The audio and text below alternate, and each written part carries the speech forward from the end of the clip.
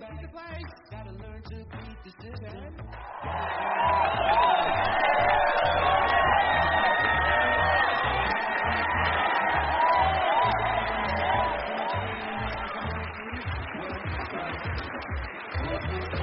this world has gone insane. It is absolutely no secret.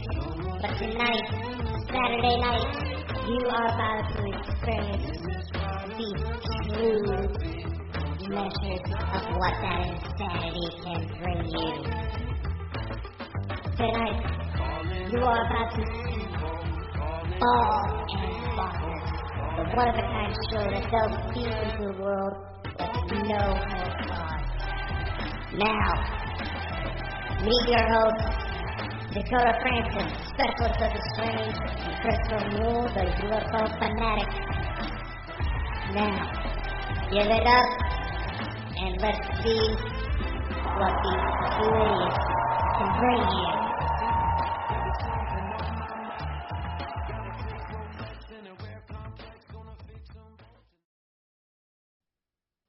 Welcome, ladies and gentlemen, to another Saturday night. It's upon us again. We're sorry we're a wee bit late. We've been having awful problems. And I would just like to say to Mike, the Naked Bigfoot in the chat, it's okay, man. It was weird.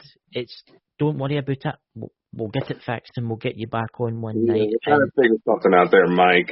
But thought it was kind of funny. I swore I heard voices trying to come through on Mike's end. Yep, so did I. And honestly, whoever's listening to this in the podcast, Mike, there was voices coming for you. I don't know if there's something there that's not wanting you to speak. It's weird because we could hear you perfectly fine. We could see you perfectly fine. But me and Dakota sounded like Cylons. And you couldn't understand us. I mean, look, he's saying it right here. Obviously that he's annoyed and trying to apologize. Like we said, don't worry about it, Mike. Shit happens. But see, there's the weird part about it. He's hearing everything else just fine. Yeah. He's hearing us fine just now, but not when he comes in. I mean, you can try and join us again, Mike. You can try and join us again, and if it doesn't work, it doesn't work. Okay, what I'm saying? I just don't know. I mean, I was kind of really frustrated because Mike's kind of the go-to guy for the cryptid sidey stuff, Bigfoot and all the more strange creatures. Side about that, but yeah. What's that, Mike? You guys froze up and went Cylon. Mm-hmm. Yeah. Well, I would say I was the most handsome Cylon out of the lot, you know. Maybe for the older woman. That guys, you got to love Dakota here. So, guys, what do you think, guys? What do you think of the Bald and Bonker? Chris, don't show him your boot. I'm just kidding. Hey, well, you know, some people get turned on with that kind of stuff, man. You know, look at that Bald and Bonkers now, guys. We're all going professional. You see, you know, there's Mike. Mike, that word should be loud.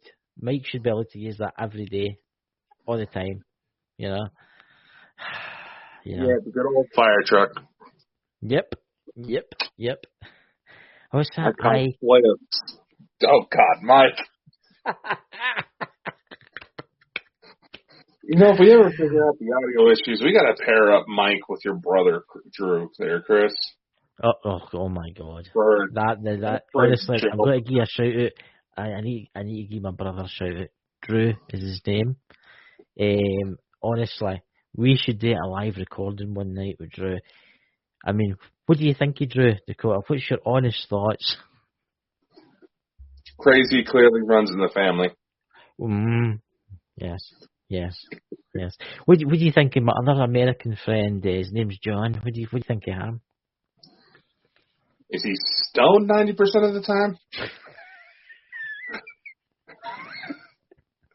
See, guys, this is the crazy show. This is the crazy show with Bald and Bonkers. I mean, that's why we're called Bald and Bonkers, you know. But we've got a special show lined up for tomorrow, which I think's going to be amazing. You know? Actually, yes. So now we can actually segue so people just don't start thinking we're talking shit because we don't have anything planned. Oh, Johnny Blogs, I think that's a new one. That's a new subscriber. Welcome, Johnny Blogs, Hello. to the Bald and Anyway, Bonkers Network. for those of you that are joining us or who just may be out of the loop because you don't pay attention, tomorrow we have Dr. Jeff Meldrum from Idaho State University coming on board. And that laughs no today with that is the day with my brother that's in here, Drew Mole. Sounds like a small hotel next to the sea. I think so. Anyway, after we say Dr. Meldrum, he's actually the professor of Anatomy and Anthropology at Idaho State University. He's also referred to as the Bigfoot Professor. If you've seen any Sasquatch-themed shows on like History Channel, Travel Channel, he was even on Ancient Aliens at one point. Chances are you've seen this guy because he's pretty much the media's go-to expert when it comes to Sasquatch. And tomorrow he's going to be joining us. What's that there, Johnny Blogs? Chris, any word of doom show? Honestly, I don't know what's happened to him. I can't really speculate. I don't know what's happened to Doom Show. My opinion, I think the rumours might be true, but I'm not saying it live on air. I think the rumours might be true. But as soon as I hear back from the family, I'll put out a wee statement, I'll do a wee video on that. But hopefully that hasn't happened to him, but you know. Yeah.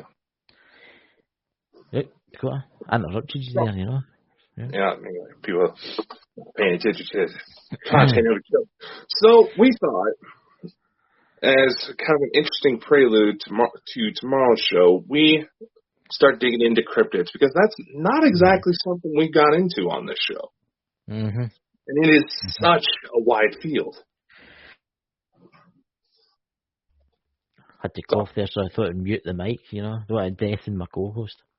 But yeah, I mean, the cryptids, we've never really done a kind of cryptids kind of show on Bald and Bonkers. Exactly. I mean, there's that many cryptids. I mean, there's Bigfoot, there's Squatch. I mean, there's... What would you say was the most strangest creature? That's why I was wanting Mike the Naked Bigfoot on tonight, because he's an expert on this subject, and his knowledge is absolutely amazing. If you haven't checked his channel out, please go and check his channel out. Brilliant. But Dakota, what do you actually? Let's talk about Bigfoot here. What do you actually think Bigfoot is? In your opinion, what do you think it is? Where do you think it comes from? It is definitely some kind of ape. Yeah. That's no doubt. As for where it comes from, I don't want to speculate too much that it may be an alien species, but yeah, you got to admit, it's awfully damn elusive for being what's essentially a 7 foot, 8 foot tall fucking gorilla. Right. That's the bit I can't get, right? This is, honestly, I mean, I'm into the UFOs, I'm into spirits, I'm into all this kind of stuff, right? UFOs, you see them quite a lot, you see spirits, you see all these things. How, for so long, has Bigfoot kept hidden? Yes, I know there's been sightings, but let's face it, no one has ever turned up really dead, has it? Really? Has it? Well, there's the thing. There are reports of Sasquatch getting shot, of potential bodies. There's one guy out there that claims that his great-grandfather killed one, and they've kept his body in the freezer for all these years. Yeah, you think they would show it though, wouldn't you? Yeah, the discovery of the fucking lifetime. But the thing is with cryptids, a lot of people assume that there's still a mystical side. And yes, a lot of these reports have mystical qualities. Oh, yeah. But in itself, it's just a study of hidden animals, a study of animals that either are considered mythological, yet cited, or sometimes the animals themselves are thought to have been extinct, but turns out they're still around, just in very small numbers. I can see your point there, because there was actually a place in South America, and you know how you've got the giant sinkholes. This is nothing to do with cryptids, but it's the same kind of idea. See how you've got the giant sinkholes? The scientists went down into these sinkholes, right, and there was a rare type, I can't remember what it was. It was a rare type of insect that they thought had been extinct for thousands of years, Mm-hmm. and it was in there. So it makes you wonder, in the darkest parts of the jungles and the darkest parts of the forest where no humans really roam, it makes you wonder what is there. I mean, think about it. Off the coast of South Africa, there was a fish that was thought to have been extinct for millions of years, caught by fishermen nets. That's right. And plus, there's new discoveries being made about different types of animals, never before cataloged before, happening all the time. The orangutan was once considered part of cryptozoology. It's considered the red man of the forest. The okapi, which is an animal that has like the head of a giraffe, a body of a horse, legs of a zebra, a very shy animal. Yeah. I mean, there's birds that's just been discovered that they thought they'd been extinct. Yeah, I mean, I think eventually people will capture Bigfoot. Eventually it will happen. But then it makes you wonder, are the government, what's the US National Park Service? I think they know something, and I think that's why the National Park Service was created, to keep these little beasties hidden away. What's your thoughts on that? That is actually a well-known conspiracy. Theodore Roosevelt, as avid as an outdoorsman he was the one that founded the National Park Service, and allegedly it is so that they could designate areas where they knew creatures like this were believed to roam frequently, and keep these areas off limits from humans. Roosevelt, right? He was quite a strange guy, because it wasn't just the National Park Service. He done that Cursey Oak Island. Mm-hmm. He actually was there. He was there anyway. Yeah. All things considered, with Teddy Roosevelt, a lot of people wouldn't realize that he would essentially be a paranormal researcher if he were alive today. He'd be one of us. Mm-hmm. He actually got off his ass and went looking. Well, I mean, hey, Drew's paranormal vlog in the chat. Roosevelt was no just into that. I mean, he was also a Masonic Mason, right? Mm-hmm. Which quite a high up, or 33 degree or whatever. But it's not just that. He went to the pyramids. This guy has been everywhere, and I honestly think that the National Park Service have covered up events to do with Bigfoot. I honestly, I think they've covered it up. I mean, I'll just say this really quickly. When you talk about that missing 411, you know who I'm talking about, David Paulides. He tried to get the national park records, right? And he went to them, and they would turn around and say, sure, for $10 million you can have them. I mean, $10 million. Not everybody's, So basically, they're making it harder and harder every time he goes to get the documents. Because I think a lot of these disappearances of people have got something to do, not just with the strange layout of the land, but I think it's got a lot to do with these Bigfoot. Well, perhaps. Yeah. Because if you're going to maintain muscle mass like that, you gotta eat meat. I mean, what's that Drumel? What's that? Sorry, exploding. What's that? He's waiting to put there, ladies and gentlemen. He put a comment about the Bermuda Triangle earlier. Yeah, that is a true fact. The Bermuda Triangle, jumping off segment really quickly. Yes, there is gas. There's a lot of oil in the Bermuda Triangle, and there's natural gas. But jumping back to Bigfoot, I mean, it just makes your skin crawl. It makes you wonder what is actually out there in the woods right now. Mm-hmm. Dakota, can you maybe tell us a wee bit about what you know about the famous Bigfoot? Well, for those of you on the podcast, this is why you really should be coming to the live shows. Because from what I'm about to show you. Yeah. This was actually a cast I was able to collect for my very first Bigfoot hunt. Now, that is my foot next to it. I was wearing about a size 14 U.S. men's. Wow. 14? Just to give you an idea of how big this thing was. In fact, I would say I've seen them on like YouTube and stuff like that, where people have taken casts, and they're actually sometimes bigger than that. Oh, yeah. This one was relatively small. My theory was, at the time, it was a female. Right. Based on what happened that particular night.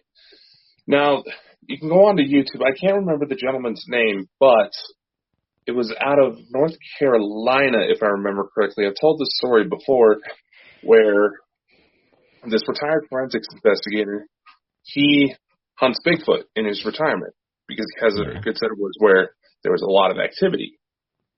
Well, he puts out thermal trap cameras, he sends out bait, tries to get images of this thing. Well, one day he ran out of his usual bait, which was like jerky sticks, meat patties, vegetables. One day he ran out and decided, oh, what the heck, I'm going to put out a chocolate bar. He puts it out the chocolate bar in the view of this thermal imaging camera, walks away. Right. Within the hour, all of a sudden, you see this large shape just slowly creeping to where he had the chocolate bar set out. Okay. It had awfully long limbs to be some guy in a ghillie suit. The thermal signature from it was solid. Because if it was a ghillie suit, there would be kind of blotches in the heat signature. Yeah, I mean, it was a solid figure. I mean, I have heard that, Dakota, that a lot of these Bigfoot hunters have used like candy bars to lure them out. They have got a thing for like Reese's Pieces. No, they got a thing for chocolate. That's what I used to collect the cast. Yeah, I mean, I used it myself, and it worked. If you were walking through the woods and you were Bigfoot and you looked over and there was sitting a carrot, you'd be like, it's just a carrot. But then you were walking along and you seen a Hershey's bar sitting, you would go for it, wouldn't you? I mean, let's face it, 90% of the people in the chat, where did they get the taste for chocolate? People giving them over the years. Well, now, indigenous tribes have been known to give offerings to these things. Mike the Naked Bigfoot, he has an awesome story where his place gets attacked because a certain tree that grows certain kind of apples, he cut it down, and the Sasquatch that lived on the premises didn't exactly like that. Yeah. I mean, that's why I wanted Mike the Naked Bigfoot coming in here tonight, guys, because this guy, he knows his stuff. I mean, especially the Bigfoot stuff. And he has told stories about that, so go and check his channel out again. I'm plugging his channel here, I'm past 100 subscribers. But here's an interesting fact. I was actually listening to Coast to Coast AM, and this guy was on, this is 6 months ago, and it was a trucker, and late night truckers, and how they see them at night when they're driving through the mountains. And one of the truckers actually slowed right down, and he put all his lights on, and there it was like standing looking at him right in the middle of the road, and this thing was tall. But it makes you wonder how many of these things have been ran over.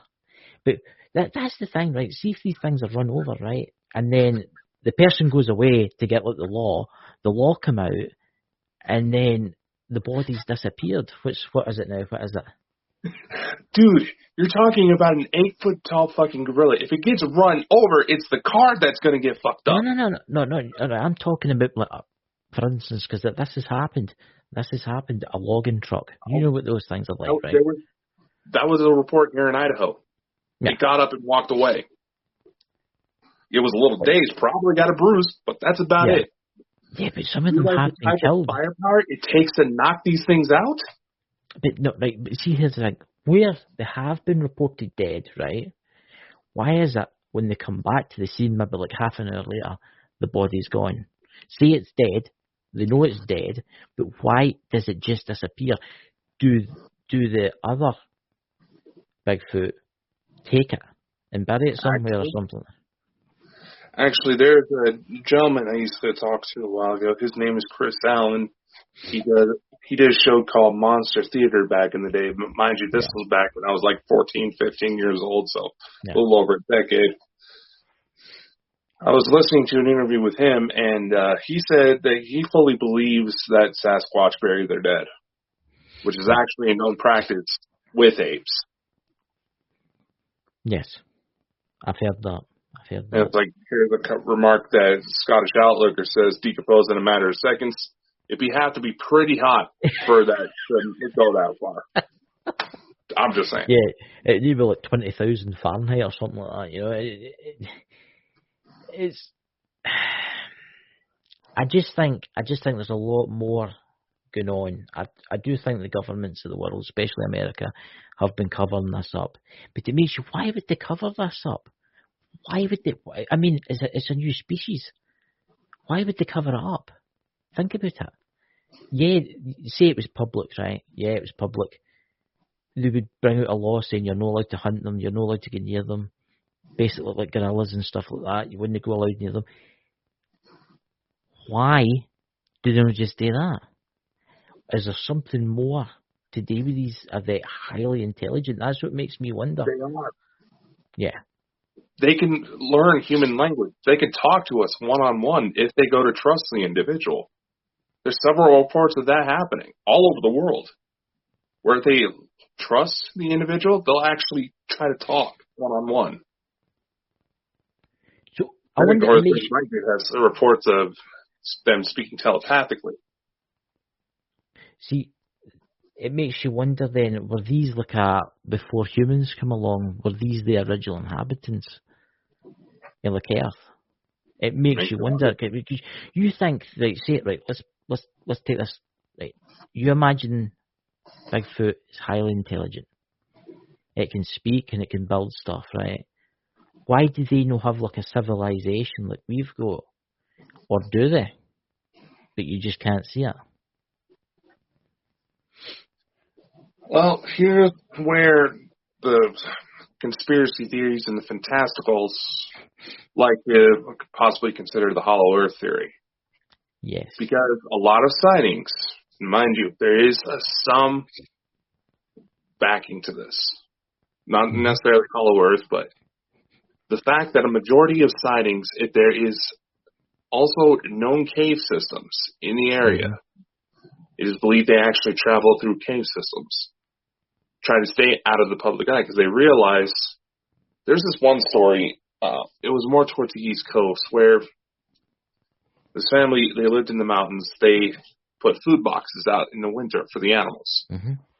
Now, because they've been doing this for years, this one guy, he was out alone, got caught up by himself, and all of a sudden got approached by a Sasquatch who spoke near perfect English. He claims that because his family has been so kind to the animals, they decided to try to trust him. And he's told them that the reason why they hide is because they have been around. They used to interact directly with indigenous tribes here in North America. But when the white settlers came, they became violent and realized they were danger. So they went into hiding. They are highly intelligent creatures. And there was a couple remarks, like Drew's Paranormal blog, saying, how do they know we haven't caught one yet? The thing is, these things are fucking strong. Yeah. A gorilla can easily kill someone by smacking them. What can you imagine what an 8-foot tall gorilla could do? Yeah. An intelligent one. Because orangutans, they're some of the hardest animals, just as an example, they're some of the hardest animals to keep in zoos because they figure out how to break out all the damn time. See, I definitely think there is an extraterrestrial part to play in this. I think there is definitely an extraterrestrial part to play in this. And the reason, some of them might not be that intelligent, some of them might be different types of Bigfoot, right? But I do think some of them maybe are something to do with the extraterrestrial, because the UFO sightings where these big feet are meant to be is off the scale in places. I definitely think it's either that Well, whoever's flying these UFOs are interested in the Bigfoot exact same as humans are. Well, if you're going to be traveling to all sorts of planets, you're going to be curious about whatever life you come across. Yeah. It makes you wonder. It makes you wonder. Is that why there's UFOs? Maybe they're in the woods looking for Bigfoot. Trying to catalog different species on different planets. Yeah, that could very well be it. Yeah. Same reason why we send scientific expeditions out to track wildlife. Yeah. Maybe it's to help preserve it. Maybe it's to study it. Who knows? Unless we have figured out one-on-one way to talk about it. But of course, cryptozoology isn't just limited to Bigfoot. That may be one of the more popular topics out there. But there's so many different creatures out there that we don't know whether or not they may have actually exist. Oh my God! I mean, you've got the elemental spirits that are meant to be in the forests and the hills and stuff like that. But then you've got there's so many. I mean, why don't you give us an example, Dakota, for different ones? Well, then probably the second most popular one, Mr. Scotty. Oh yes. I couldn't help myself. The Loch Ness Monster. Now, naturally, Scotland, any body of water over in Scotland, for those of you who don't know, is said to have some sort of creature associated with it. Right. All right. See, there you go. Scottish native right there. I've been to Loch Ness, and I'll tell you something to do. I've never seen a damn thing. Well, unlike you, I have seen something and managed to get photos. Right. Show them to the... Wait. There it's there. It's Nessie. This was here's a little bragging right here. Yes, I'm bragging a little bit, but my report actually hit international news. But here's one of the photos I managed to take where I saw this thing swimming around. And I was actually standing at Urquhart Castle, where a majority of the sightings, for some odd reason, are said to take place. Here's another shot that was taken moments later. I mean, that's quite big if you think about it, because you're probably, 500 yards away, 600 yards away? Roughly. I mean, this thing, it was good 40, 50 feet minimum, and there was more than one.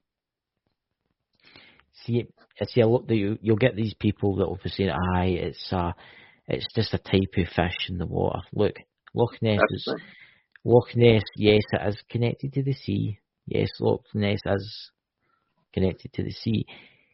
And people will say, oh, it's a whale, it's a whale, it's a whale. I've heard that loads of times.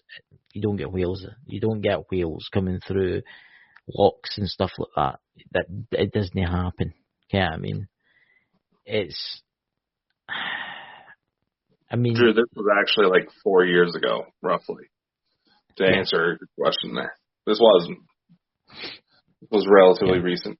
And when it comes to Loch Ness in particular, I think the case has been debunked on what it is, honestly. What's your opinion on what it is then? A big-ass eel. A big one? It's going to be big. Well, but do you think it's living quite a long time, considering the size of Loch Ness was... It need to be some size. I mean, it'd be ridiculously big. Eels can get up to 40, 50 feet, dude. Right. Here's a question for you then. If that was the case, why has never anyone been attacked? Because I know eels... 2 known attacks. Right. One's been debunked. The other's too old to report. Right. See, I honestly don't think it might not be an eel. I think it might be something else. Something you got to remember here. Yeah, there might be more than one, right? But I've got to be Scottish here, and I've got to keep up the fact that there is a monster in there. To help the tourism trade. Okay. First off, if it's a 50-foot eel, that's a monster in itself. That is a main staple of Scotland. That is one of the main reasons. That was the whole reason I went to Scotland, was because I heard if we can get to go to Loch Ness. See, that's thing. And I bet you want to go back there. So, guys, we'll be doing a documentary. Our next documentary will be just looking into Loch Ness. And Dakota will be getting his wee rowing boat. Here's the thing about it. There's, obviously, if you haven't been to Loch Ness, the ferry rides that you can take on there are equipped with sonar. And very rarely do they catch anything. That's why one of the theories out that's been tossed around is that it can actually send sonar like dolphins and whales can. And here, Drew puts a comment here saying, a 50-foot eel, they can get that long, Drew. It can happen. Oh, yeah. I mean, here's the thing. They've done DNA tests by collecting samples of water in Loch Ness at different depths, at different signatures. One of the main things they found was eels. And if there's no predation on these eels, and they can get a good food supply, which Loch Ness is big enough to supply with plenty of fish, and there's also a seal population, there's a lot of wildlife in that area that the eels can start snacking on. That's very true. And you think about it today, there'll be a lot of fish in there too. Mm-hmm. I mean, yeah. And there's actual video of big-ass eels swimming around in the loch. It just makes you wonder. I mean, I know some things have been faked over the years. Let's face it. They have faked it. Well, like big, giant cardboard cut monsters and stuff like that, which doesn't help any. But that, you must admit, Loch Ness has brought a lot of tourism in for Scotland. Mm-hmm. Right? It's the same as Yellowstone has brought a lot of tourism in for the United States because of the volcano.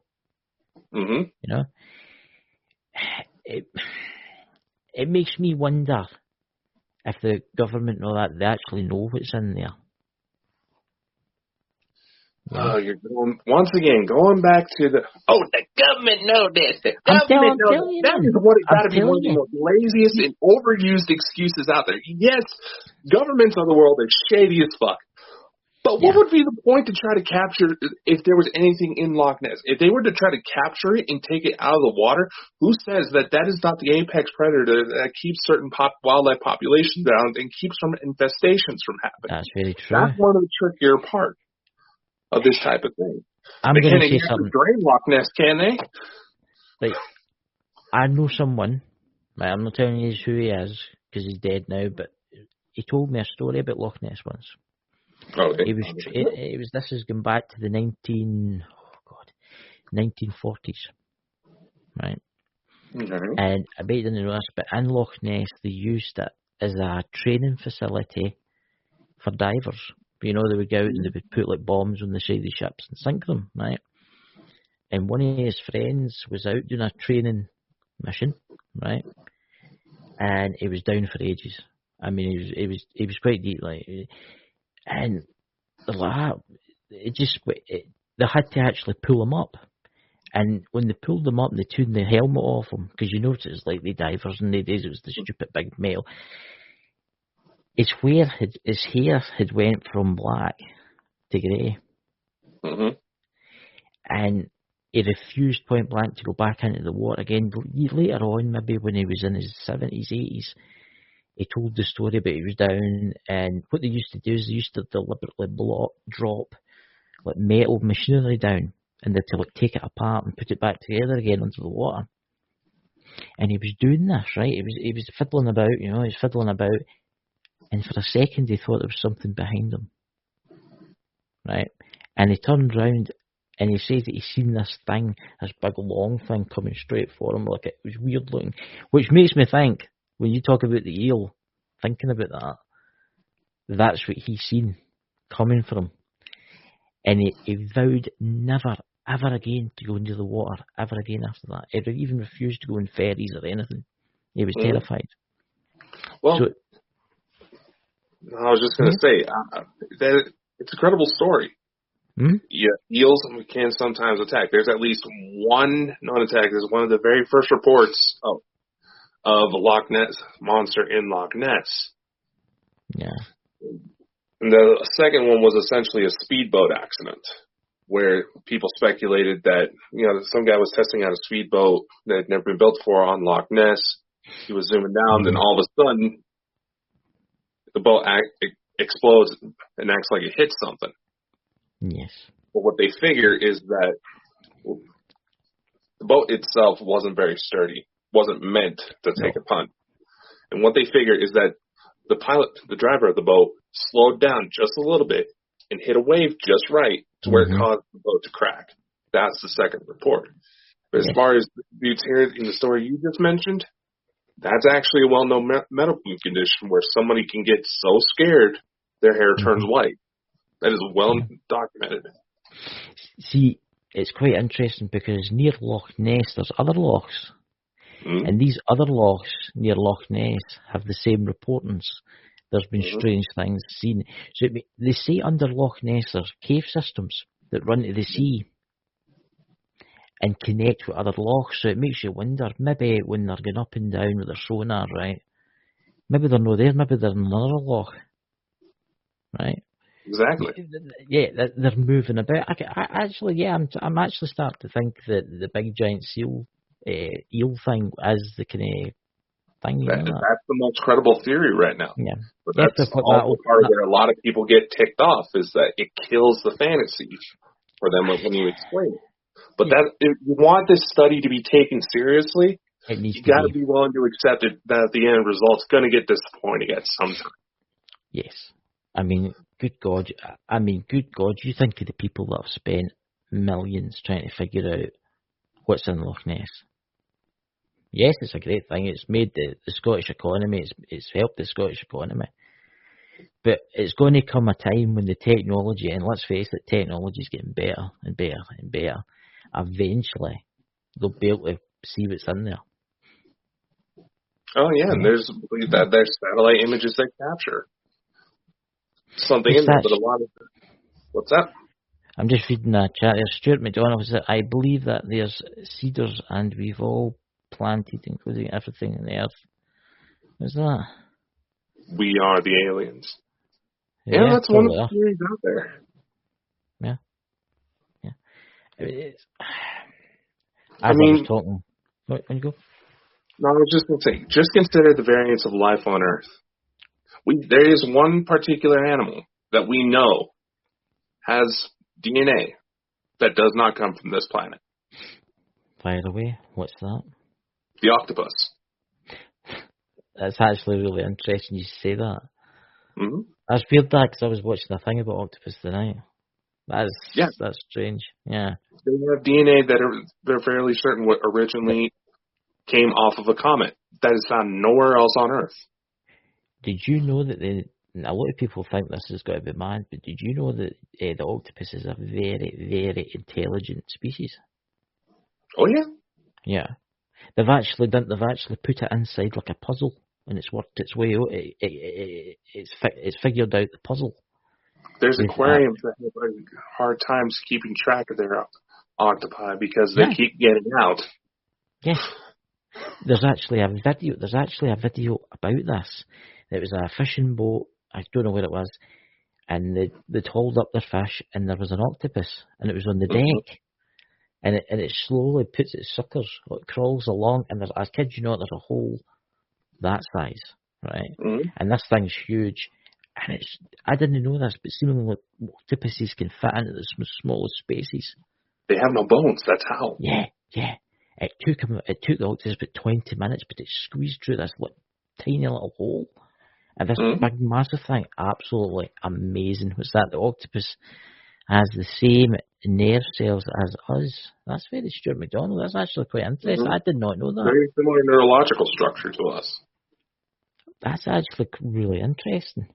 And I actually know the video you're talking about. That particular octopus was pissed.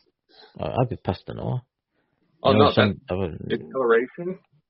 They change color when they're mad. That is fact. Yeah. I mean, let's face it, if you were under the sea and you were an octopus and you were intelligent and you were aware, and all of a sudden a big net came along and grabbed you and taken you up to the surface, it would kind of annoy you, you know? I know there's a comedian that does like a joke for fishermen, for example. Do the fish that get caught and get tossed back tell the stories to their buddies? Yeah. Think about it. Like we talk, let's take alien abduction as an example. Right. You want to talk to your buddies about it, but chances are you're going to get made fun of until more recent discussions happen. Unless you happen to find a rare and beautiful thing weird-ass relationship like we've got. Yeah, I mean, yeah, I see that. I mean, if I was into UFOs and something happened to me, yeah, I wouldn't tell anyone. Only other UFO abductees. Because let's face it, anybody that hears that think you're a raving lunatic. I still question whether or not I've gone mad, even though I've captured crap I've been seeing on tape. No, you've went mad because you became friends with me. Yeah, I'll agree. You made it worse. What do you think, guys, in the chat? Do you think we're mad? I honestly think we are. That's why we're called Bald and Bonkers, you know. Even though I've still got like some hair left, you know. You can see it. It's just one hair. I've got some hair left on the sides. If you grow that hair really long, you could comb it over, you know, like a wee comb over. It just looks ugly. I look better bald. What's that? Drew's Paranormal. Cockroaches are the only thing that would survive a nuclear attack. Willie just told me, I googled it and it says right. Oh, no, that's very true. No. Different kinds of cockroaches actually have different radiation survival levels. Mm-hmm. Well, no, can you imagine how scary the person that might have been that discovered that? I think cockroaches are notoriously hard to get rid of. Let's face it. Yeah, one of the quickest ways to kill them is to bash them with a hammer. For anyone that supports freedom of supporting the cockroaches, please send an email with your complaints to Dakota here. Oh God, PETA, be all over me. I'm telling you, there was somebody out there the other day sitting with his t-shirt on, or a she sitting with her t-shirt on. It says, "I love cockroaches." Now that you've said that, it's about right. That's it. I'm sending an email to that man, Dakota. Don't get me wrong. Cockroaches are kind of fascinating to study because of their ability to survive. That's why they've been studied on so much. And especially why they kept trying to kill them. I mean, but this also goes to the point. We have so many people that try to say, oh, there's no way Bigfoot exists. Oh, no way Loch Ness exists. Yes, right now there may be the prevailing theory that Loch Ness is the big eel or a group of big eels. Yeah. But it also backs up the point that, yes, people are seeing something, but maybe we're not exactly sure what it is. And there's also that excuse of, oh, everybody has phones with cameras nowadays. Why aren't there more pictures? Why aren't there more videos? That's the thing. That's the thing. People don't. There is loads of pictures of UFOs because more people have got cameras, right?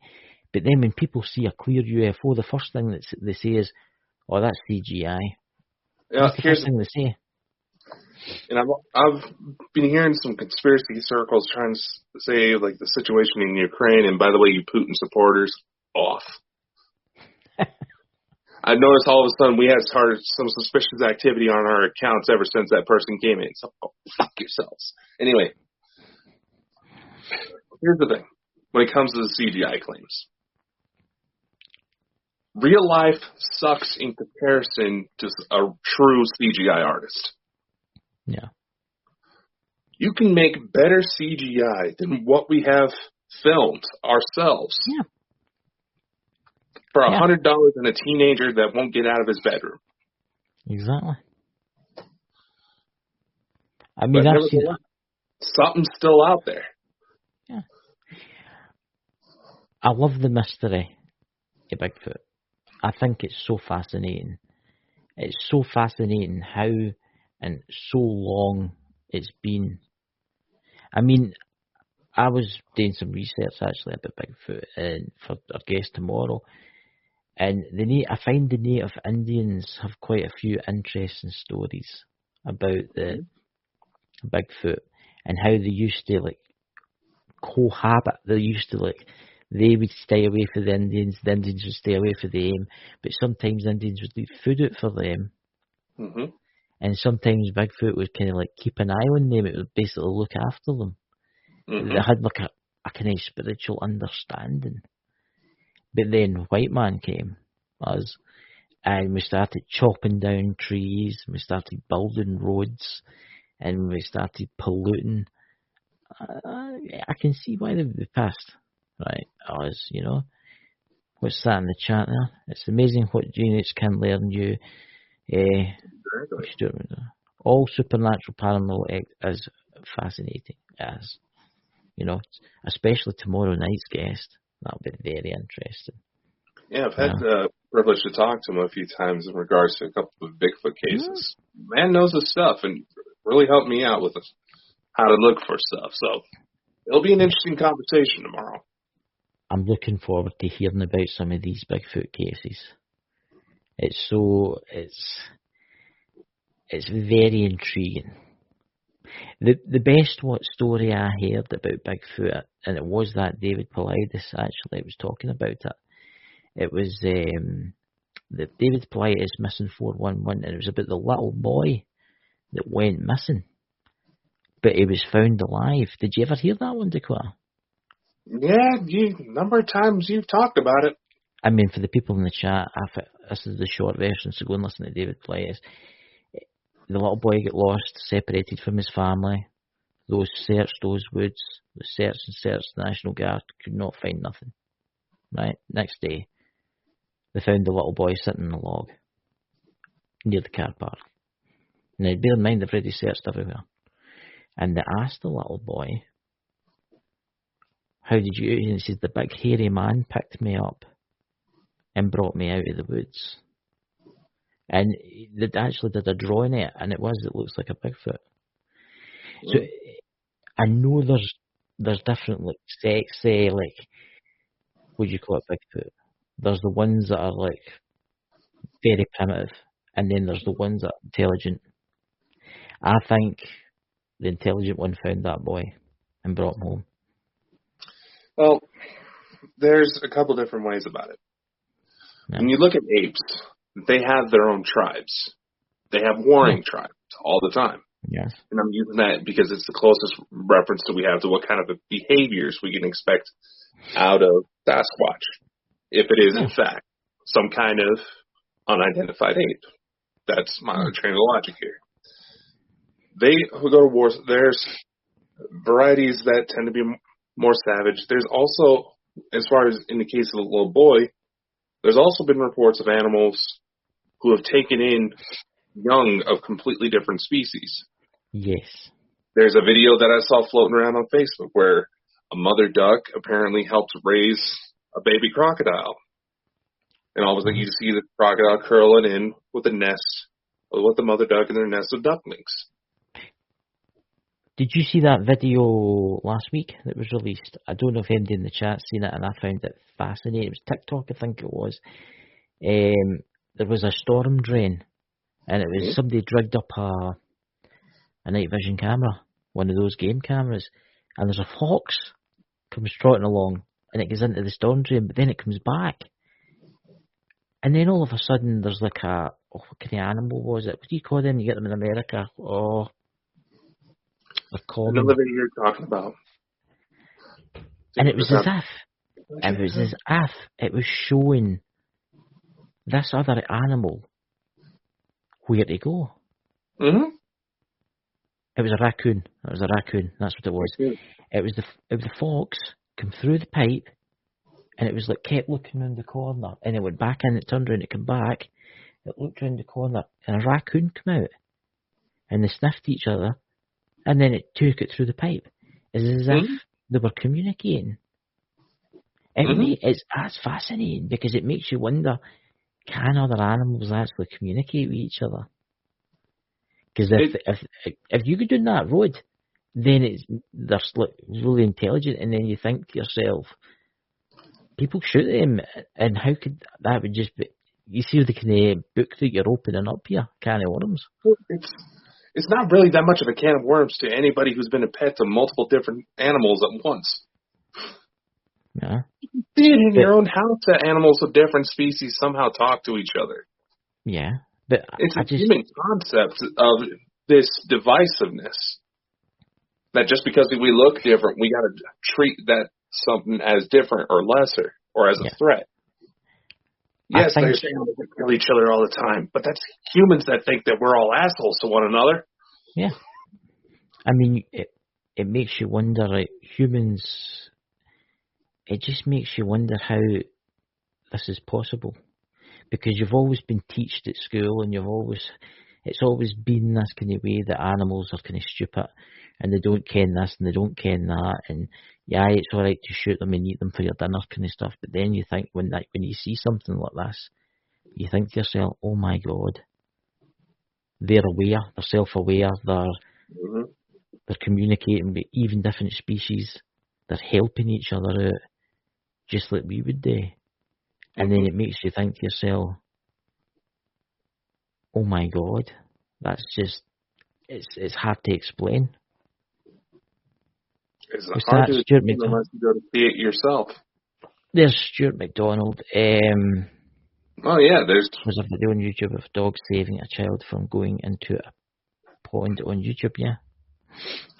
There's a story out of Africa where a herd of male lions saved a young girl from sex traffickers. Yeah. And they kept an eye on her, stood guard around her until appropriate authorities could help the girl get back to her family. How the hell would the lions know about that? But then again, there's also stories of like tigers purposely getting shot by hunters but not killed, but then purposely tracking down that specific hunter to kill him. What I'm saying is that it changes the way you think about animals. You see the cows in the fields, and you know that they're destined for either milk or meat. Now, you know that's what they're destined. But then you see a cow communicating, like say another cow, and you see something like that fox and that raccoon. You're like, oh my God, I'm never going to eat meat again. I mean, it's actually frightening. It makes you wonder what's not been discovered yet with animals. Mm-hmm. You know, they have to say that because of climate change and human intervention, there's been several different species of animals completely popping up out of the blue. Not that they haven't been laying dormant, it's just that they're literally brand new species emerging. Did you see that the other day, what they found in New Zealand? It was a thought to be extinct bumblebee. That was meant to have been extinct like maybe 400 years ago. They found it. They found a full hive of them. And they're like, I think anything's possible. Especially now that the technology, I mean, let's face it, they're going to develop something sooner or later so as you can understand your dog. They're going to do it. And it's going to happen. It's only a matter of time. You know? You know, we were kind of dipping in a little bit into the ET side of things. So there's stories of certain extraterrestrials, I believe it was the Anunnaki species, where they used to have full telepathic abilities, full what we would consider psychic abilities, to be able to understand nature, understand animals.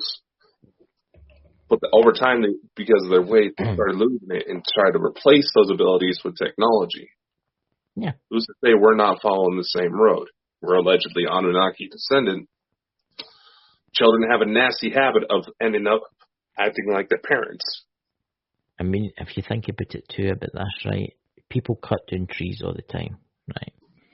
But people don't realise that trees are life forms.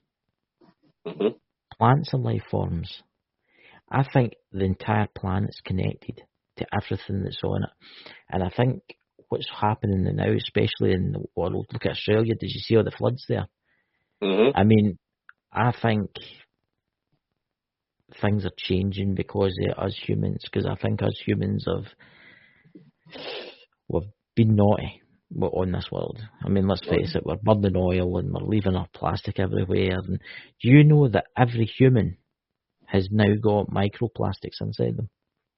I saw that study. It said 17 out of the 22 were studied had microplastics in their bloodstream. Yeah. And you think of the people that live next to fishing areas where all they do is eat fish. Those fish are in the sea eating other fish that have ate microplastics. What's that, Stuart? Microplastics don't go away in the food chain, people. It goes right into whatever animal eats the smaller animal. Yeah. What's that, Stuart McDonald, The Matrix? You have it. Do you know something? That's a guest that we need to get on. We need to get Keanu a guest Reeves, on. you mean? Oh, Keanu Reeves would be awesome. I think we should get Keanu Reeves on. But we should get a guest on that knows all about the think that the Earth and everything is a simulation. Actually, there's a couple of things that brings up. Well, first of all, I was also wanting to say, Stuart, he also made a comment about being a hunter and feels that that's the right way to feed his family. When it comes to hunting animals and like that, actually having to go out for your food instead of just going to the nearest store, it makes you develop a level of respect for nature. Oh, yeah.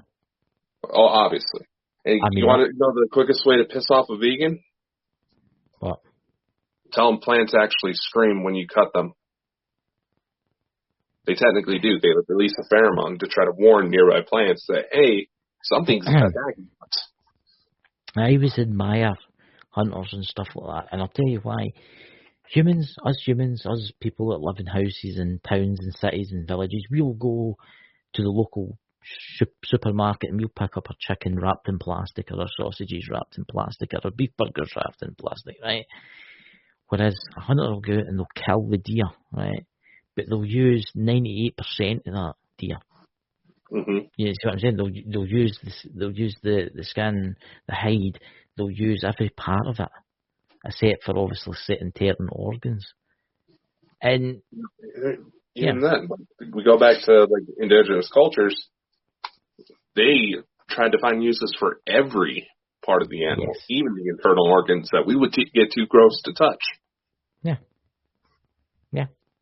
So, Dakota, we've got, 4 minutes left of the show. Do you have any announcements you want to make now, or do you want to do that tomorrow night, or any news? Well, for those of you who have been wanting to see more about the documentary, I did just get word from Kickstarter that we're looking on good, so that is going to be launching here very soon. The website is also in production, and why did my EMF just go off when I said that? The what? I was talking about, just finished with the Kickstarter, and my EMF spiked up. It's happening again. Like they're wanting us to happen. Wait a minute. I'm going to ask the spirits of the aliens, are we going to be successful with this documentary? No, obviously no. You ask it and see what happens. Good. We're also saying with Matrix, there was a second part of that. There is an individual I know of that may be willing to come on now that we got a bigger audience, but I don't want to spoil that. But were you familiar with the Princeton incident? Look, your DMF. So I'll try it. Okay. But answer the question. Were you familiar with the Princeton incident? I think I don't know. All right. Researchers at Princeton University had a series of random number generators placed all over the world. Right. It was like a 1 in a billion shot that these things would start showing the same numbers. Mm-hmm. All of a sudden, one day, back in 2001, to give you a hint of what day it was, these start showing the same numbers all around the world, and they're not supposed to be able to do that. Now, anybody who's had set up a website password, stuff like that, you dealt with a random number generator. They're that common. But they're also very random and should not do that. Guess what was happening when that anomaly took place? Within about a 15-minute time span. This is 2009-11. The first plane struck. That's very interesting. That I find that the Matrix is. Are we in a different reality? I know we've not got long left, but there was a test done. There was a test done that I watched, and I found it fascinating. They fired this laser down this hallway kind of thing, and when the person watched it, it broke into two, like it should, right? But when they videoed it, and the person wasn't there, right, the laser just kept going straight ahead.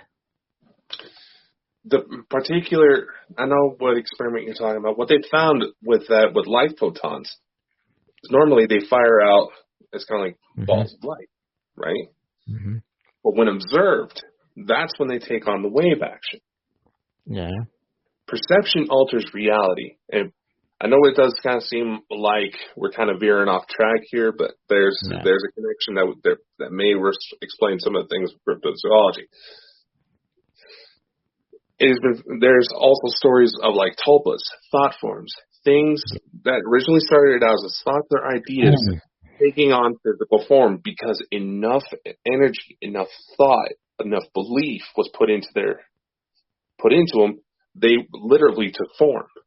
Yeah. They say that some of the gods from ancient cultures were formed like that. Who's to say that some of these animals weren't imaginary at one point, but came to life? Yeah.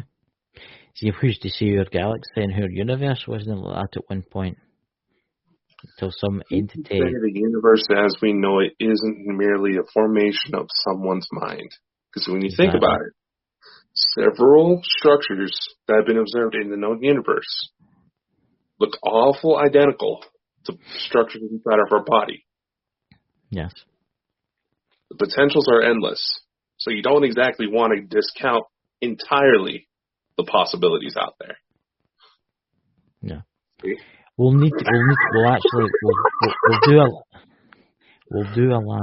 a live one night, and we'll get a guest on to talk about this, because I think it's a subject that we should go into. There is someone I do have in mind.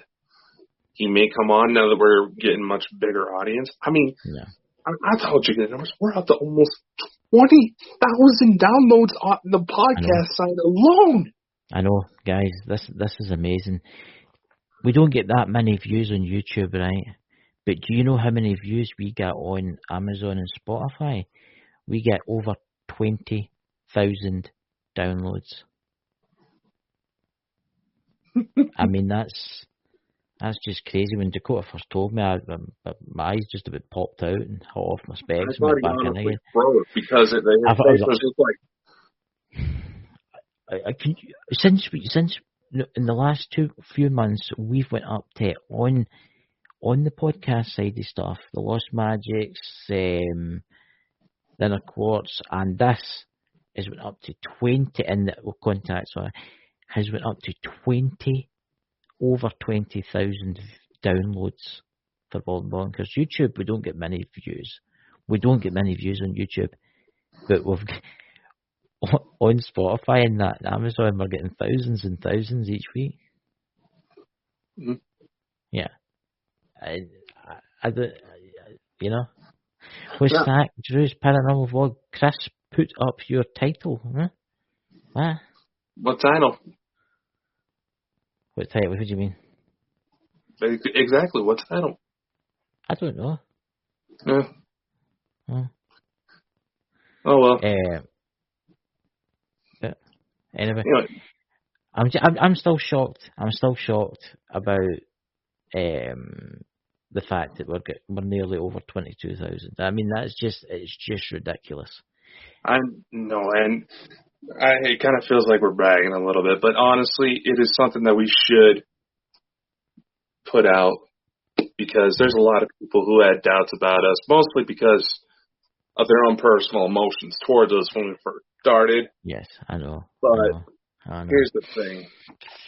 The documentary, with everybody who's agreed to come on about it, we're looking at a startup audience of over 100,000 people.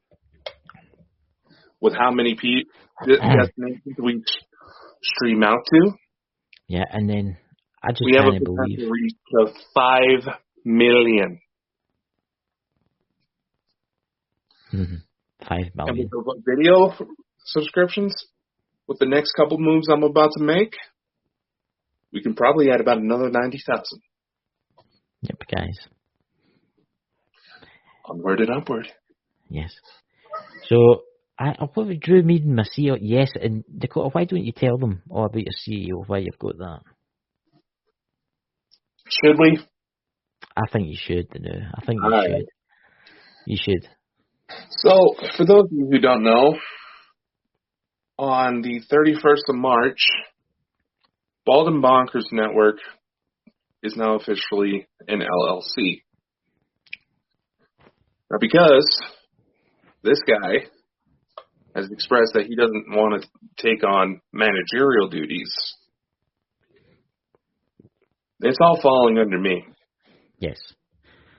Now, he may help cover if I have to take an extended leave of absence, if I get sick or I have to go somewhere for another project.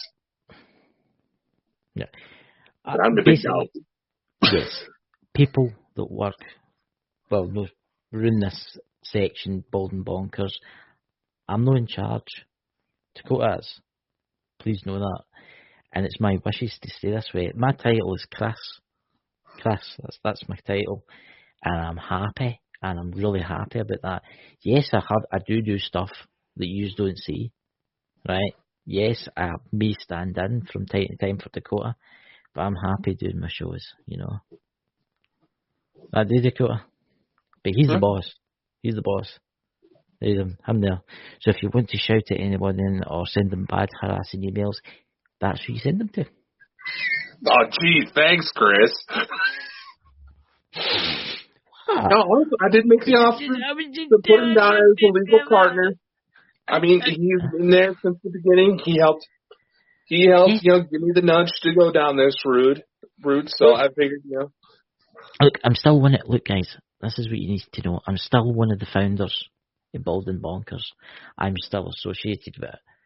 It's just I don't do what Dakota does. That's why he's got CEO. I could have had that, but I didn't want that. And I'm happy the way I am, And I'll still have my shows, and I'll still have other things. I'll still be there. I might have a few privileges that the normal members don't have. You're not getting the private jet by yourself. Come on, Drew and the rest of the team don't mind taking coach. You see what he's doing to y'all? That's the Smith family. They're popping in from this Twitch. I see, Drew. Sherry, do you see what he's trying to do to y'all? I'm trying to help everybody grow. He's the one trying to hog up all the things. Ladies and gentlemen, I helped Dakota invent this, I'm still one of the founders, the channel and stuff like that. I get certain privileges. Well, it's when we're at special lives we have in the future, meetings. You get normal biscuits and I get dark chocolate ones, I get the donuts, you don't get any. This is the kind of thing. This is it's privileges because I'm one of the founders, I like that. I like being known as one of the founders, It makes me feel special. But plus I don't really need to do that much because he does it all. Honestly, dude, I'm not saying this to poke fun. How much of what we've been doing lately would you have known was possible had it not been for me sneaking around behind the very true. Very true, ladies and gentlemen, and all the thousands of people that listen to me in the podcast, Dakota, he's the guy. But if you have any hate mail, send it to him, not me, because I just do the shows. Oh, God. You could. Look, if guys, anybody actually responds to that. Look, guys, I still have a part to play in this. I've still a part in it. I still have some privileges, but we'll not go into that. There you go. All right. You start stroking your ego there, good sir? What's that? Was that supposed to be like a Fabio hair flip? That was okay. Maybe you should, on your next little Amazon binge, get yourself a wig if you're going to be doing that. Yeah. Welcome to Saturday Night Live. What do you think? I'm practicing that. I think that's quite good. Really? You want to start trying to talk about that? Okay, Wooly? What? Okay, Wooly. Said, where do we send it?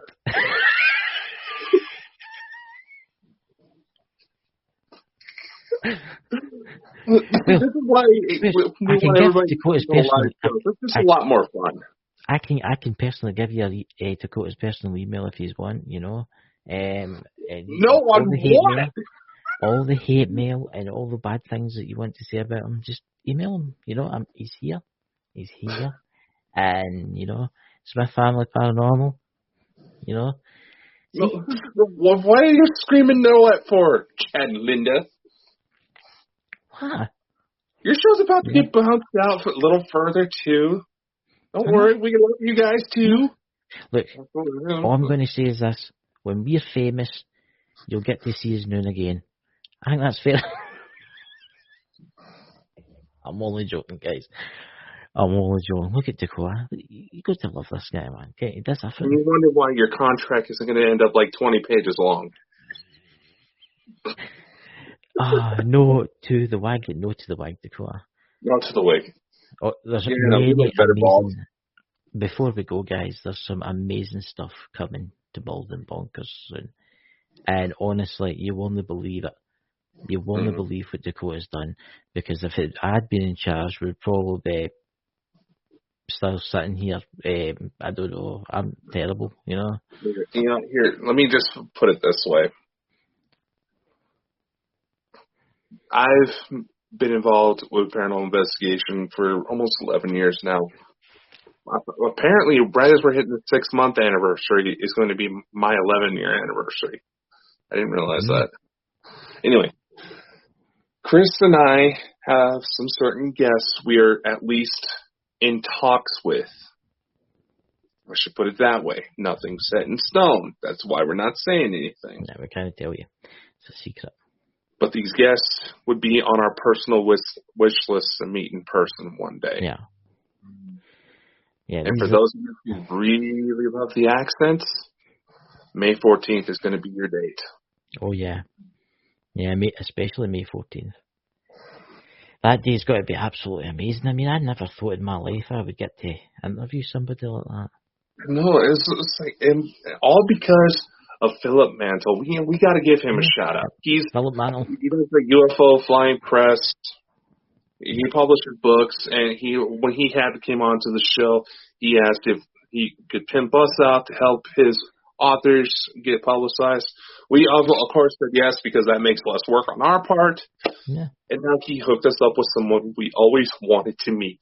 And I know he's probably watching right now, so hi. Yeah. I'm looking forward. Everybody we've been talking to started checking us out to see whether or not we're actually worth a damn.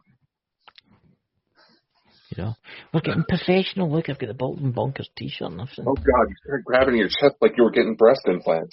Oh, what? What? What do you mean? This is why, guys, I know we've got over 22,000 views on the podcast side, guys. But you need to come on to YouTube. I know there's not many views on here, but you get to watch this. You get to watch two mad idiots, you know? I don't know. I was like, I find doing the live shows to be a lot more fun. Because we get to talk, we get to interact with our audience, and maybe they have questions for us that someone on the podcast side will want to ask. Yeah. But they may not exactly be paying attention on how to get a hold of us. Yeah. So your email idea may not be a bad idea. Yes. I mean, send all your hate mail and everything to go here. That's why I think that's the best way you go. So I'm looking forward to the meeting with all our fellow team members soon.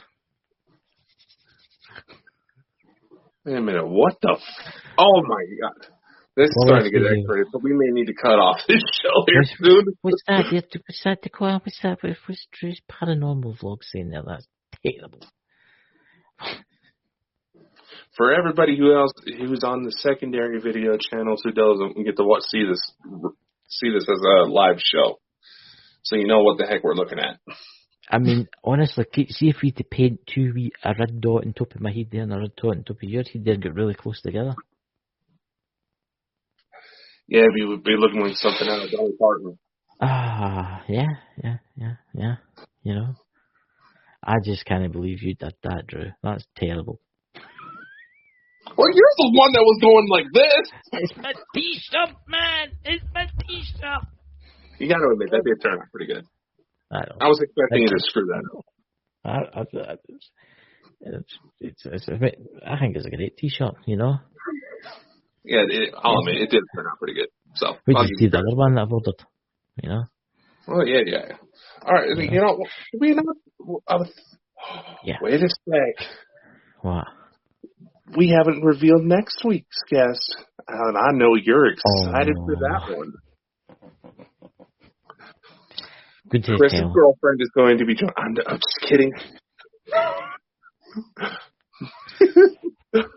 The lovely Elena Denan will be coming back on the 16th to talk. She may even join us for the documentary, so that woman brings in a crowd. Elena. Scotty misses you. What's that? What did you say there? Scotty misses you, Elena. Yes. I don't know. Just thank God she finds us funny. What's funny? We're mad. I mean, look. There's Drew's paranormal vlogs, man.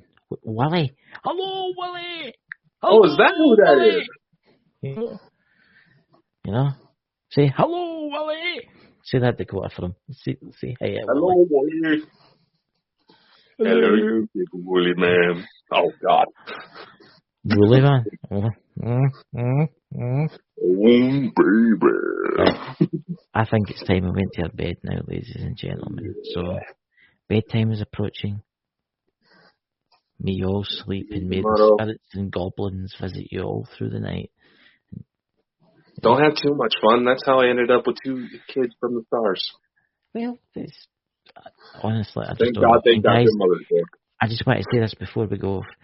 Thank you for everybody in the podcast that's been listening to get us all those thousands of views. I mean, it's probably got to be up to about 30,000 by next week, but, you know. Smith Family Paranormal. I'm out of here. That's terrible. Oh, that's God. Terrible. Okay, that is how we know it's Chad. That man's got no personality. Let's go, guys. Have a brilliant night. Catch you all later. And don't let the bed bugs bite. And if they do, send the quota via email. We're going to have to talk about that young man. Ooh.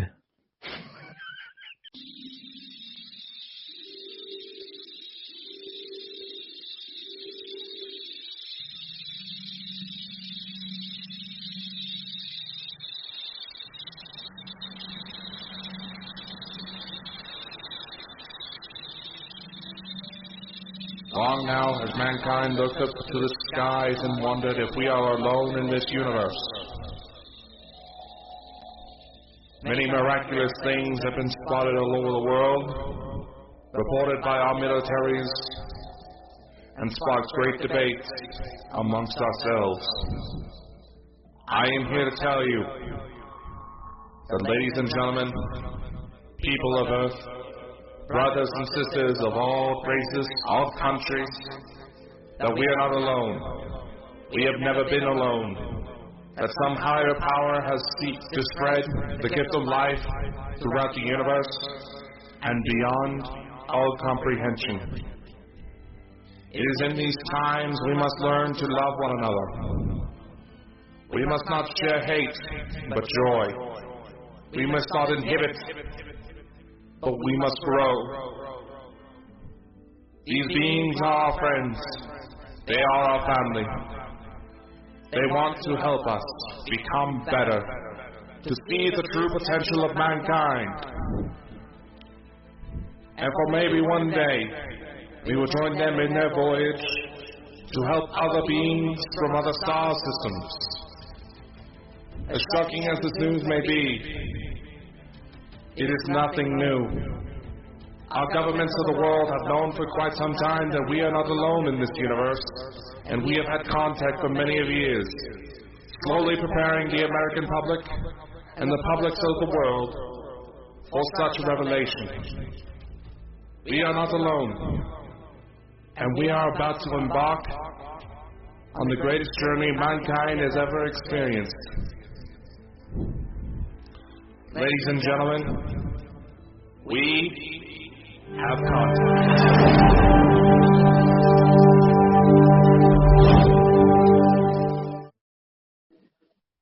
Welcome, ladies and gentlemen, to another episode of Contact. Our guest, he's hiding in the basement. I think you had technical problems. Oh. Booted me out. Tonight, so I was trying to breathe, so I didn't realize. My bad.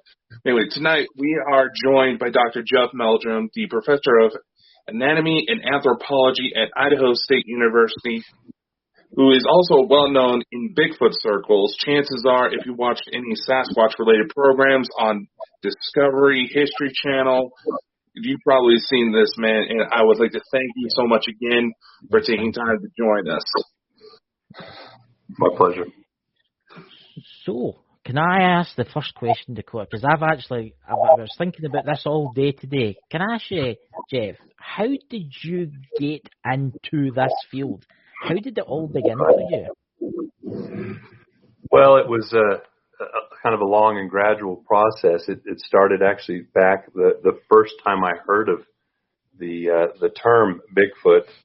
I was in fifth grade, about 11 years old, and Roger Patterson, after capturing that historic 60 seconds of film footage, he began showing that publicly. After there had been some discussion with scientific and viewing by scientific panels, he went on the road, so to speak, and had a documentary showcasing that footage. One of the first stops was in Spokane, Washington, where I lived, and so had the opportunity to actually see that showing of the film clip and to hear him introduce the topic and field questions afterward. It made quite a significant impression. I acquired a copy of his book. I became a member of the Northwest Research Association and had my replica footprint cast and some of the a couple prints from the film that turned out to be historically extremely significant, very early photographic prints from the film, the clarity of which are remarkable, impressive. And anyway, that interest waxed and waned over the years. I did lots of study and reading, the works of Sanderson, and was introduced to John Green's books. Turned out that his niece was my school librarian and had one of the first freshly minted copies of On the Track of the Sasquatch. I was the first student to check it out and utilize it to do a school report and so on. But eventually that had some impact on my interests, either that were already there, latent and active, or instilled.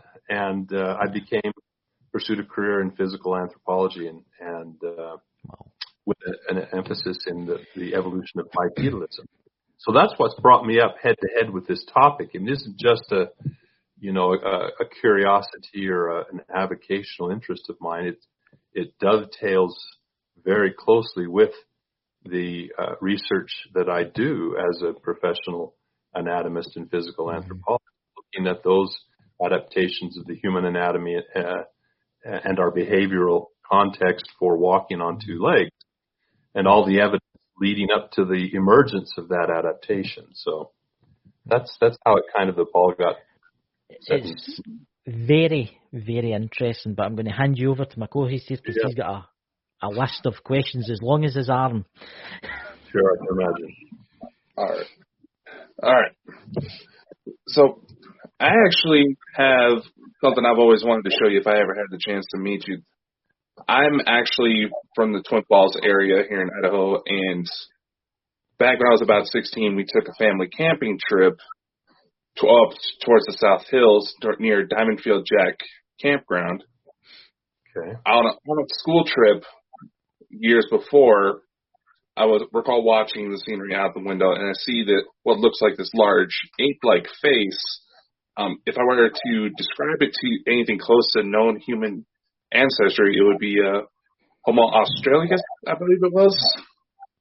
Australopithecines. Yes, thank you. Can't talk today.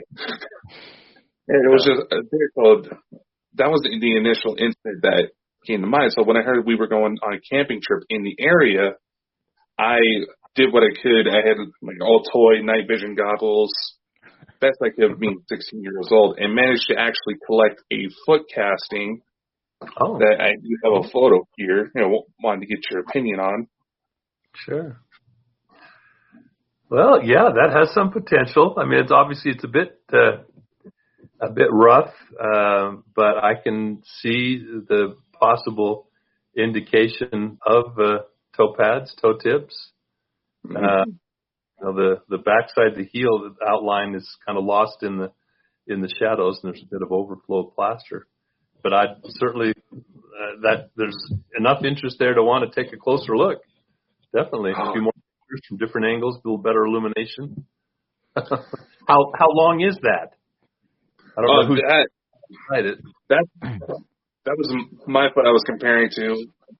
I'm jokingly referred to as the Bigfoot of the family. I'm 6'7", have a size 16 in male shoe. That was a size 14 U.S. men's shoe. Wow. But to give kind of a point of reference just to how big this thing was, and the thing that the reason why there was a bit of an overflow on the casting was that there were some kids on four-wheelers that caught me off guard, and so it ended up spilling a little bit. But during that sighting, when I was setting up kind of a bait trap to kind of try to capture footage of this thing, I sat down on chocolate bars and got the area prepped, then noticed a smaller silhouette behind me of what looked like a child. Now, all the kids were accounted for in their tents, fast asleep. Next thing I know, I realized, wait a sec, maybe this is a juvenile specimen. I jumped because I get all excited, and the second that thing realized what I was doing, it darted off, and I couldn't keep up with it. So interesting. That's fascinating. And certainly, there's a history from that region of it's not the most likely habitat, but there are islands of montane forest in that region. Just over the border into Nevada is the legend of Jarbidge Mountain or Canyon, Jarbidge Canyon monster, and the Soavits or Soavitsa, as the Shoshone referred to it, the eater of children. And stories of this cannibal giant that inhabited those areas, and the people wouldn't live in those areas, which offered a lot of resources. They took advantage of those resources, but they would only venture in with larger groups, hunting parties, and so forth. No, even the brave warriors wouldn't go solo up into those regions because oftentimes they never came back. So there was quite the tradition of one of my contacts here on the Fort Hull Reservation, who's now passed away, grew up in that area and told a story that was thought to be sort of at the root of some of those traditional beliefs. But he said during one particularly hard winter, a baby was crying and a big hairy arm came up under the border of the teepee and snatched away the infant. And so that from on they refer to it as their children, and they're very there's a lot of deference, there's a lot of there are stories, traditional and contemporary, that suggest that especially under harsh conditions that they can be cannibalistic in the sense that they'll take human prey. That's a question that I was going to ask you, actually, because I was interested in people going missing in national parks. Do you think there's any coincidence with people going missing with? Well, I'm sure a lot of it is coincidence, but there could be some that this might be an explanation. I mean, the reaction to such stories about the Soavice is that they're just so stories, they're boogeyman stories, and in fact they are perpetuated in some ways and in some areas as boogeyman stories to keep the youngsters in line. You come back in, by the time of your curfew, you don't stay out past dark, and things like you don't whistle at night. I've had students tell me that grannies always told them, never whistle at night when you're walking home from your friend's house because the Soavice will come and get you. And they sound like just so stories, but what gave a whole different twist to this notion came about when an acquaintance of mine, a friend of mine, who worked for the Peace Corps over in Africa, stayed on afterward and became a park ranger. And they were actually trying to develop some ecotourism opportunities with the chimpanzees, and weren't having a lot of luck. But he told a story that he said they were rather careful not to advertise because they didn't want the negativity of it to be perpetuated. But a woman had parked her infant under the shade of a bush while she was just a short distance off hoeing, tilling the field, weeding, and so on. And a big chimpanzee came along, and that variety of chimpanzee is notably large and tends to be aggressive, but snatched the infant and made off with it, and they all went in pursuit, but before they could retrieve it, the infant had been dispatched and partially consumed by the chimpanzees. And it turns out that there was actually, during a protracted drought in that time period, over the course of about a 7-month period, there were 12 instances of infants or toddlers being snatched by chimpanzees. And so suddenly a just so story, a boogeyman story, actually has its roots in parallel, has a parallel in normal grade 8 natural history under conditions of stress. This probably wasn't a typical. I mean, if it were typical, we would have a lot more accounts. Where it's just like with wolves, they get the bad rap and they get hunted to extinction in areas as a result. But it certainly points to the fact that this could be, as well as some of those 411 cases, could be attributable to this kind of behavior. That's actually shocking. That's actually shocking. I never knew that about the chimpanzees. Honestly, that's I'm going to right. Well, it's something that it doesn't make the front pages of National Geographic very. That's usually something that doesn't come until like later in the documentary, and you accidentally scar the kids you're trying to babysit, thinking that it's a wholesome, nature documentary. Well, yeah, of course. I mean, and there've been. Even with chimpanzees and the natural studies of chimpanzees that Jane Goodall and her heirs have provided have revealed some. I don't want to say shocking, surprising. We shouldn't say shocking because they're natural behaviors, and whether they're natural or abnormal. We have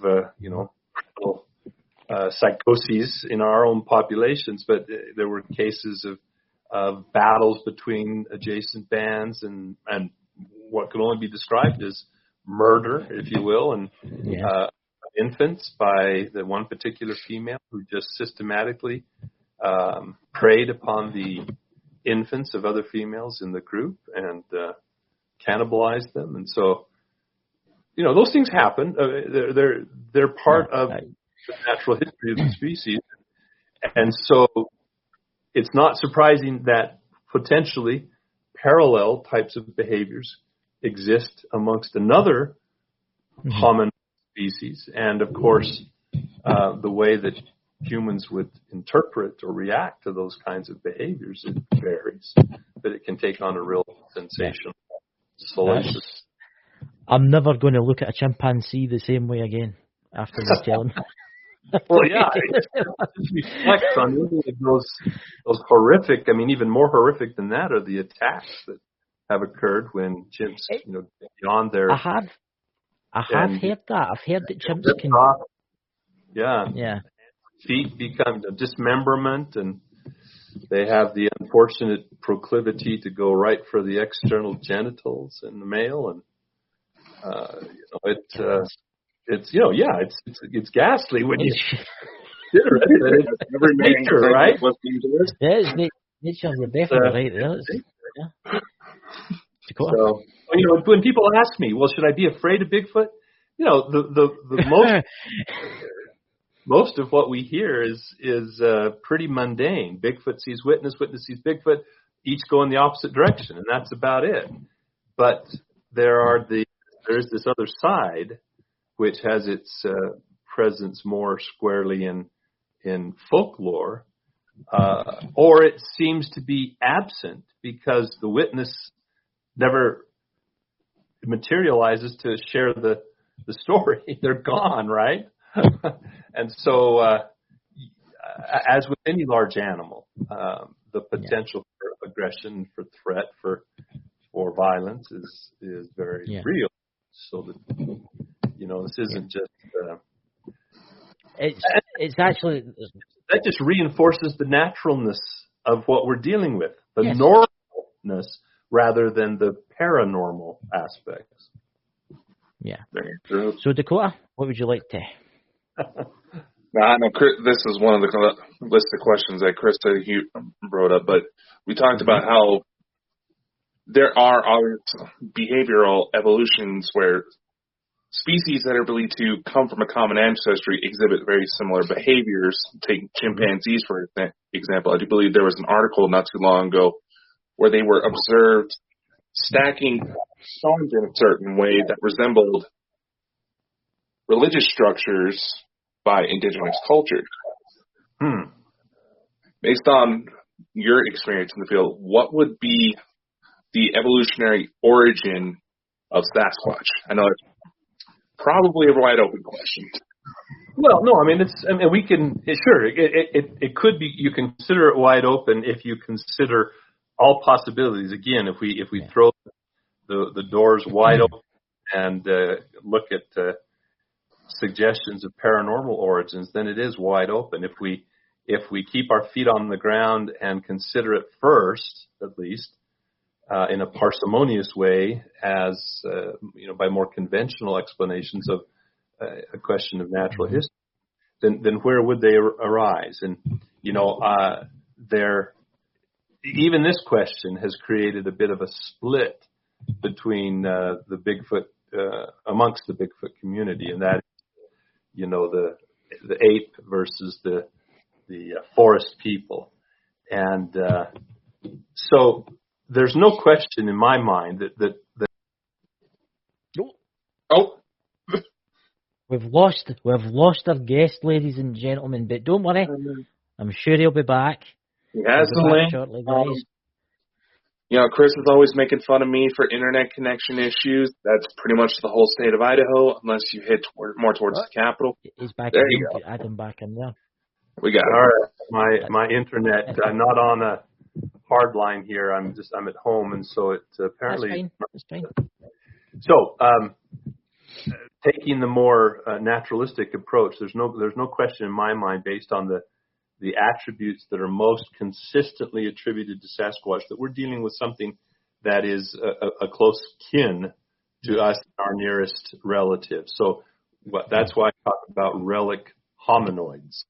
Hominoidea in the taxonomic sense rather than the colloquial.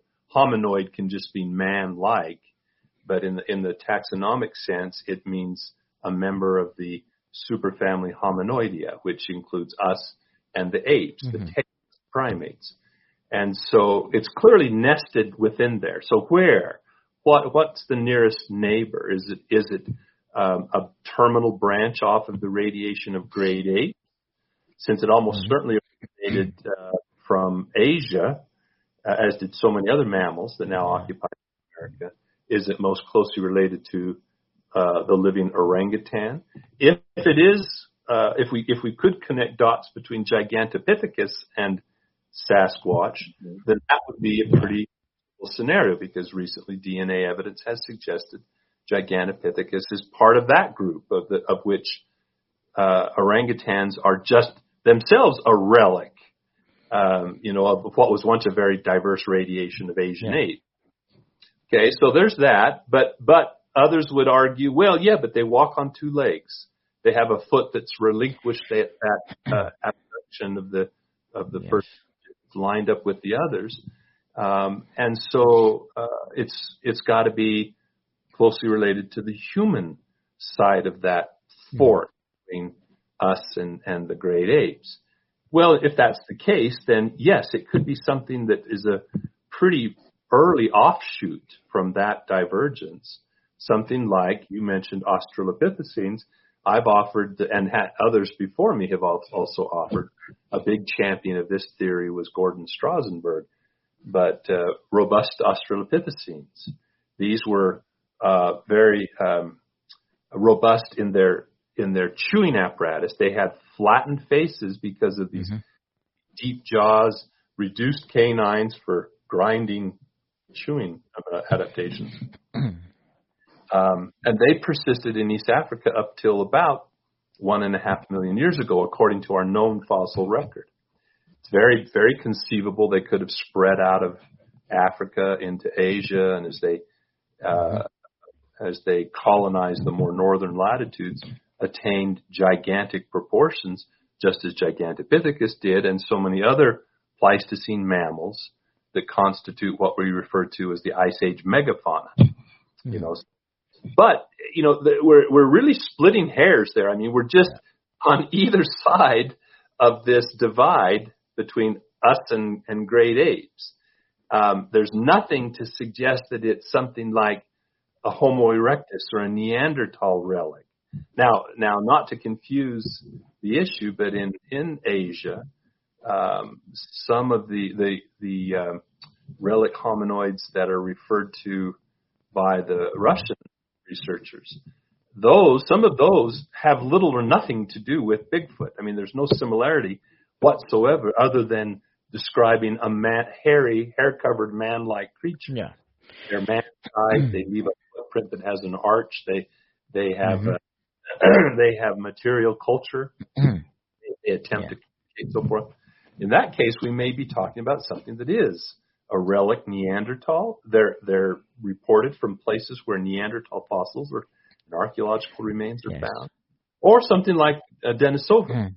Now we have another species to add to the mix. The Denisovans were probably concentrated much further to the east and had some similarities. They were very closely related to Neanderthals, but they may have actually had some distinctions as well. But anyway, so the point is, there are two possibilities, two very reasonable possibilities that can be set up as a hypothesis. And I have pointed the merits and shortcomings of either. I always get frustrated when people put words in my mouth and try to label me as having adopted positions that I haven't, and they don't understand the process of how you go about evaluating such hypotheses, I guess. But I'm often labeled and criticized as considering this just an ape. Well, apes are pretty magnificent creatures, and to call them just an ape is pretty insulting, in my opinion. But I don't see, honestly, I don't see any of the attributes that are sometimes used to describe Sasquatch, like language and glyphs, writing with, communicating by written language and et cetera, et cetera. And I don't, as we were talking before the show started, I don't think it requires a great deal of exceptional intelligence to avoid human contact when so inclined. Yeah. I find it fascinating. This is what fascinates me, right? I mean, we're quite a modern civilization, right? We're getting there. We're getting more technologically advanced with drones and with Google Earth, and we're getting more camera phones and. Right. You would think someone would catch some amazing evidence. It's just, it amazes me how they blend in so well. Sure. And it's like you said, with the hunters will go out and the normal animals are good at evading. But these entities, they are really good at what they do. Right. Well, again, if in many of those instances, if you stop for a moment and just reflect on the reality of it, you mentioned Google Earth, and I've had numerous people try to point out where they think they've spotted Sasquatch on Google Earth. But anyone who thinks that, do this for me. Show me a good picture, an unmistakable picture of a bear or a deer or a moose. All this coverage and animals for which there are hundreds, if not thousands times more individuals. Those Google Earth images aren't dotted with other forms of common wildlife. So that's out the picture, sort of. That's it. Yes, we all have cell phones, and I must admit I'm slow on the draw. If we equated drawing your cell phone out and snapping a picture with drawing a 6-year out, I'd be under 6 feet of dirt by now. I'm just saying. I'm adding. I was very slow to even acquiring a smartphone. I know these kids can whip them out, most of the alleged images are photobombs, and there are some that are pretty intriguing, and some that could very well be Sasquatch. But and even taking a step back from that, just a plain old visual encounter, the credible visual encounters, not the weekend warrior who goes out and has a Bigfoot encounter every weekend, every afternoon off work. Most of the credible encounters, if not all of them, occur by happenstance. They're purely coincidental encounters. People who go out and try, very rarely, if ever, do they have an actual encounter. Now, if you spend a lot of time in the field, you might find trace evidence. You might find footprints. You might hear a sound in the distance. But to actually have a visual encounter is an exceptional and I think serendipitous experience for the vast majority. So, for me, it's a numbers game. It boils down to numbers. They are so rare, and then you add to that you're in their backyard. Yes. They're familiar with the lay of the land. Our ability to see things, it's kind of like that closing scene in Harry and the Hendersons. I mean, it's tongue in cheek, but it's very true. If Quarry just stands still, doesn't move, we have a real tough time differentiating patterns like that. Vertical patterns in a vertical landscape. Most of the animals we're hunting are horizontal with a flat back, that stands out against the vertical tree trunks.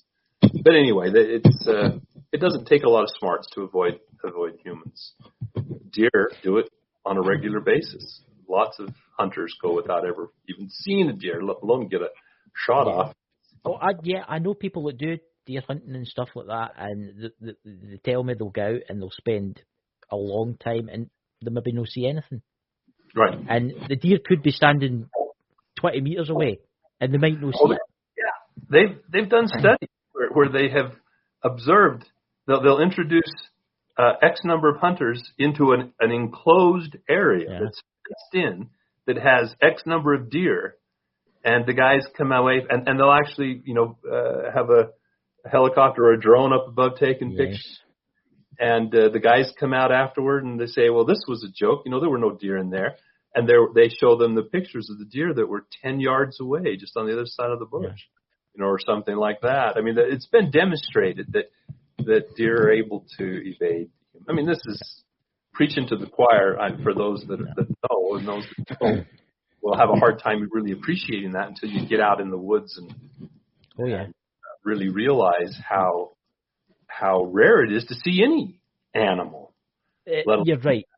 You're right, because I've been in the woods, I've went into the woods, and it's amazing how quickly you can lose where you are in the woods, especially if it's overgrown. And then you think to yourself, how do I get out of here before you know it? And then if you think there's an animal somewhere near you, there could be something near you just don't see it. Oh, yeah. No, I had to laugh. There was a British producer, Chris Packham, who set out to make a name for himself by debunking the Patterson-Gimlin film, and he was going to do this for BBC Magazine. They had a BBC wildlife production, but he made a comment in print that I just laughed at. I mean, and that was.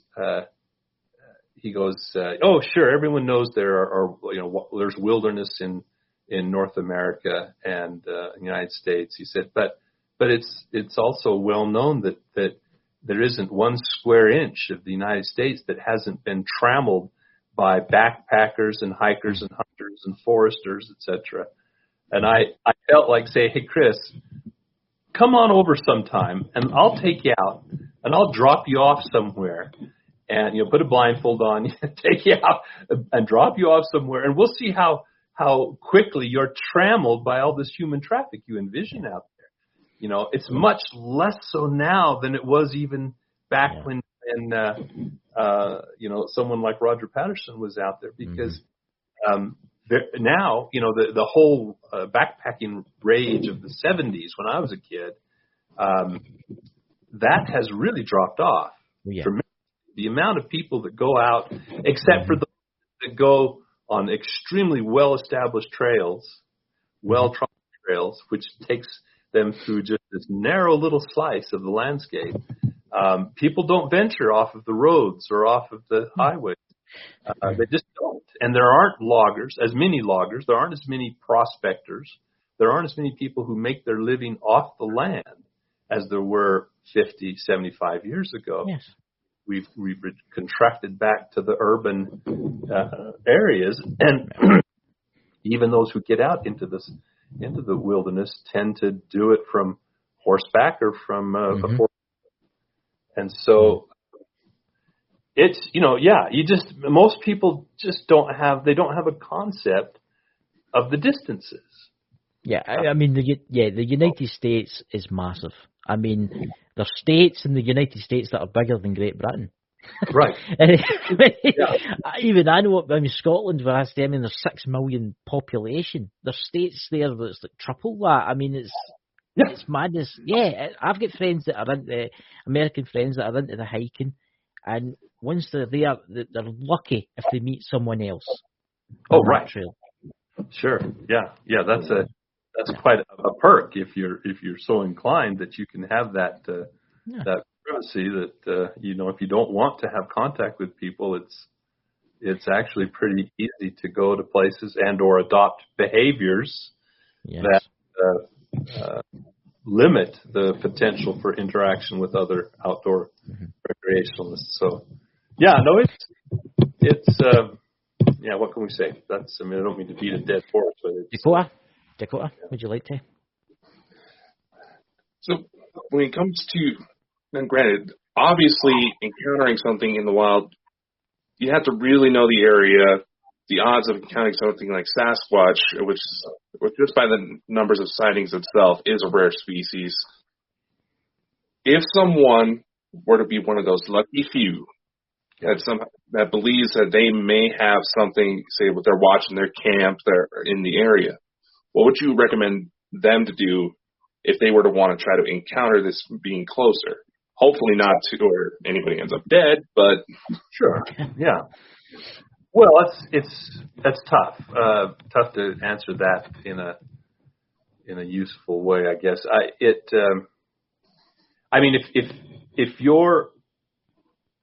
If you think that there's a chance, and that would presumably be based on some kind of sign, whether trace or auditory or whatever.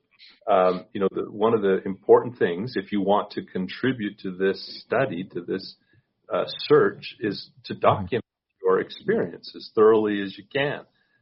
So when you go in the field, kind of have some of those tools handy. Be able to take photos. Give a little thought to the way in which one can best photo document a footprint. Put a scale in the photo, for example. Simple thing like that. If you can use the recording feature of your iPhone, or if you have a better digital recorder handy, part of your toolkit as a citizen scientist.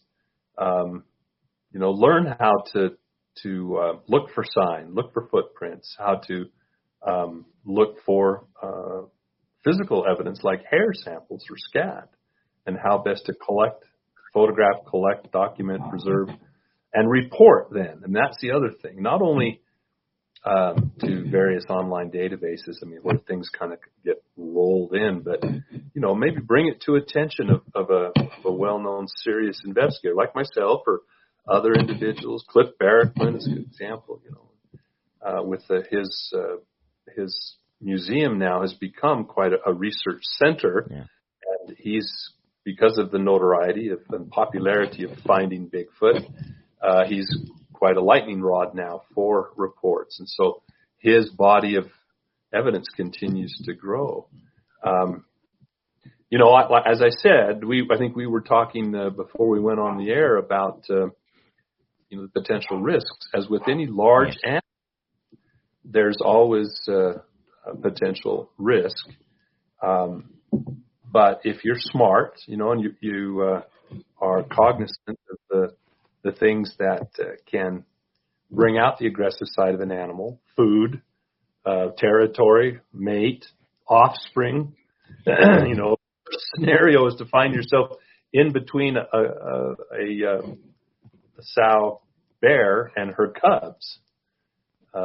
And so I'm sure the same thing goes for Sasquatch if that were a possible scenario. So, use common sense, be safe and but thorough in your documentation. Be objective and not quick to resort to extraordinary explanations for what could be very common, normal evidence. That is really, really interesting. Honestly, I'm going to be buying your book because I find this fascinating. Can I ask you something? See the Patterson case.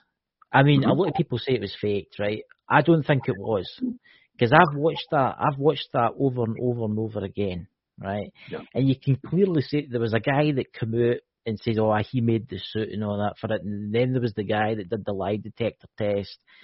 Yeah. But see if you look really closely at the Bigfoot walking, you can actually see its muscles going down its neck.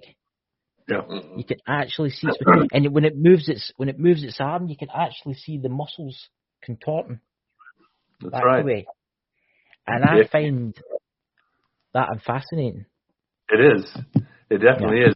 The most recent documentary I participated in was an episode of The Proof Is Out There, and they devoted almost an entire hour to Patterson Gimlin film, and Bill Munns and I and Isaac Tien, a new name. He's a doctoral student at the University of Washington who specializes in computer vision. We have done a treatment of the film that is beyond any previous rendition in as far as nullifying the grain effects of the copies, producing something that's closer to the original than anything you've seen previously. Most of the time when you see the film depicted on documentaries, it's the licensed VHS copy of the film that Patterson provided. Quite on, it's very degraded. It's very scratchy. It's faded. It's difficult. But and the networks like that, because it kind of conveys that sort of campy, mysterious air. But I tell you, when you see the stabilized, grain nullified version that has been the result of Isaac Tien's treatment of the film, based on the archive of image copies that Bill Munns and I have collected, it just floors you. It's just. And then all the details that you talk about can be seen even more dramatically, more emphatically. And you come away even more impressed that this isn't a man in a fursuit. It's definitely no. It's Bigfoot. But I watched that over and over and over again, and obviously it's like a YouTube upload, right? So it's quite good quality, but it's still grainy. And if you pause it and you zoom in, you can actually see the muscles going down its back. And when it's put into slow motion, everything moves like a human's would move. Like a bodybuilder would move. Everything moves. That's definitely not a suit. That is definitely a Bigfoot. Especially when you also bear in mind, this was 1967. This was the same year that Planet of the Apes was and that's right. So, quality of the materials, the capabilities of the special effects people at that time, even now it would be a challenge. But then it was just. I would say that's one of the best pieces of evidence that there is. I think it is, and it's unfortunate. It's really unfortunate that it remains such a singular piece of evidence because that isolation tends to cast doubt in many people's minds. But nevertheless, it exists. It must be accounted for again. It must be accounted for. And if anyone at this point in time that says, "Oh, that's just a man in a fursuit," is just blowing smoke. I mean, they're just wearing their ignorance on their own shirt sleeve because it's anything but just a man in a fursuit. If it's fake, it's the most sophisticated, most amazing accomplishment of the century, and as far as cinematography goes. And if it's real, it's one of the most significant scientific revolutions that. I think it is. I think it's 100% real. I think it is 100% real. And a lot of people don't realise this, but see the image of Bigfoot and see the Bigfoot stickers, the iconic stickers and all the images of Bigfoot. That's where that came from. From Bigfoot. Yeah. Oh yeah, that the what we call the Patty pose. That famous the pose. Yeah. It's actually kind of fun to go through various other movies and see the various depictions. Yeah. Characters in that same pose, whether it's Elf or the Grinch. They do, it's really funny. It's a fun game. It is, but I would say that was all time. I think that's going to be, because let's face it, they're good at hiding. Where do you think the future lies for Bigfoot, finding Bigfoot? I think there's two ways, two directions that field research will go if we're going to take a step up from where we are now. And that is, one of those is as aerial surveillance technologies continue to improve, then the hurdles that I experienced as we tried to initiate different projects, which is duration in the air, and payloads and so forth, and penetrance, the ability to use infrared, or now perhaps, I think we're close, we're not there yet, and I've talked to several technicians about this, the application of LiDAR, laser technology, penetrate the forest canopy, and they're close to the point where they may be able to use it to differentiate large mammals and do census taking of large ungulates and bears and so forth. If that happens, then that'll be an interesting approach to doing surveys. So extending the reach that way. Another way to extend the reach, to cast the net more broadly, is environmental DNA, eDNA, where soil samples or water samples, even air samples under some conditions, can be tested for the presence of fragmentary DNA. Now, one of the challenges of this is, though, there's the collection and there's the analysis. On the analysis side, because, as we alluded to in our earlier conversation, these creatures could be remarkably closely related to us, such distinction in DNA is a fraction of 1%. If you look at how similar we are to chimpanzees, depending on source, it's 98% identical. Well, these things, they are on the hominin side of the fence. They could be 99.5% identical. And so we're talking about just a few markers that would differentiate us. Well, when we're dealing with eDNA, it's fragmentary DNA that is then pieced back together. It's identified using particular distinctive markers and then, kind of reconstructed. Well, that reconstruction and differentiation from human sources becomes all challenging the more closely related the creature is. So, it's not going to be a silver bullet. It's still going to take a lot of work and a lot of luck to get good samples, get the analysis completed. I like the idea of the technology side of it. I like the idea of the drones, because the drones are getting better and better and better all the time. And they are. Well, the biggest hindrance with a drone, a multi-copter drone versus a lighter than air drone, is a bit noisy. Is the airtime. So most drones, you're lucky if you can get a drone up that'll stay up for 20, 30 minutes.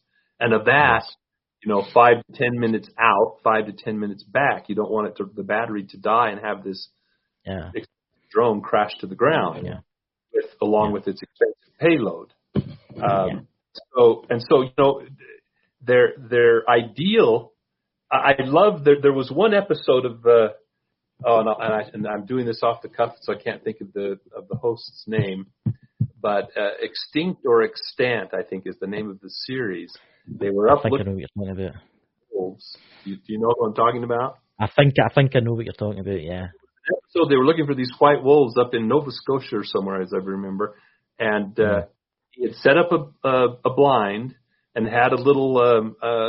It was just a lure, not even bait. It was a lure that was made sounds of like a wounded rabbit or something. It was this piece of fur that was flapping spinning in the breeze. Yeah. Well, all of a sudden he caught a flash of something that darted by. He immediately signaled his team, and they sent up a drone, and they got thermal imagery of these two huge white wolves running through the trees. And I thought, that's what, because there's the perfect application of that kind of drone technology in thermal imaging.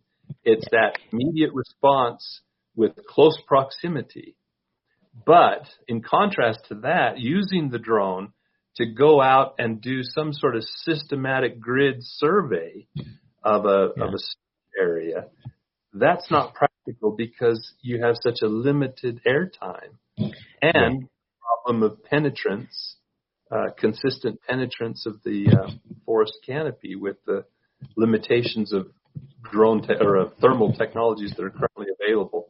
Now, there's supposedly, it's rumored, I've heard stories told of military-grade thermal that can look right through. They'll have something, pick up remarkably weak trace thermal signatures.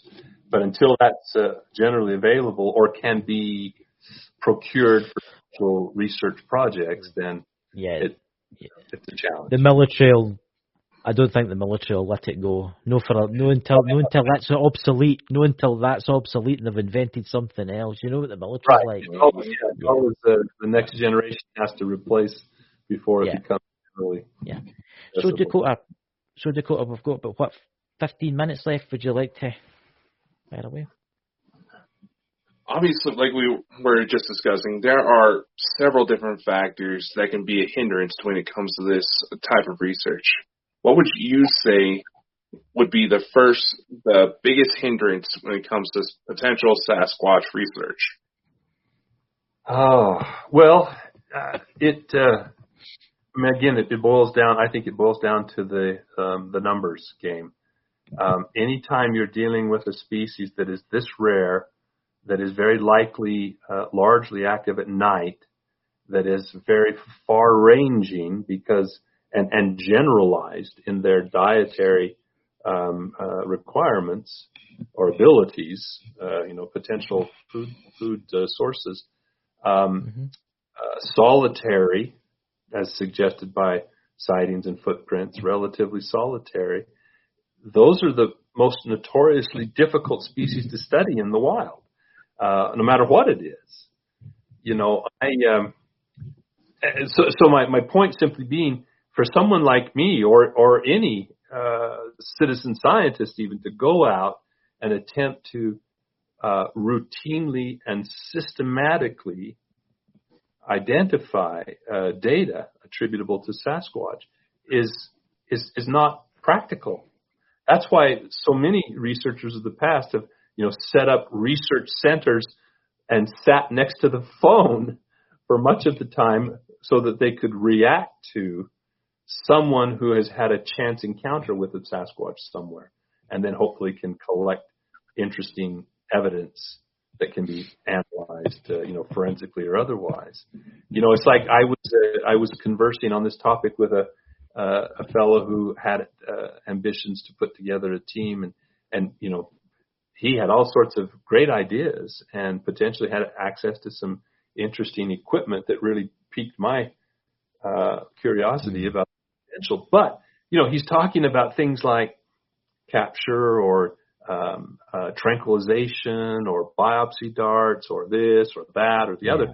These things that you do once you have a Sasquatch. And I'm saying, okay, that's all great, and it's good to be prepared, but you've got the cart before the horse. Now let's put the cart back where it belongs. And the first phase is, how do you consistently and successfully detect a Sasquatch?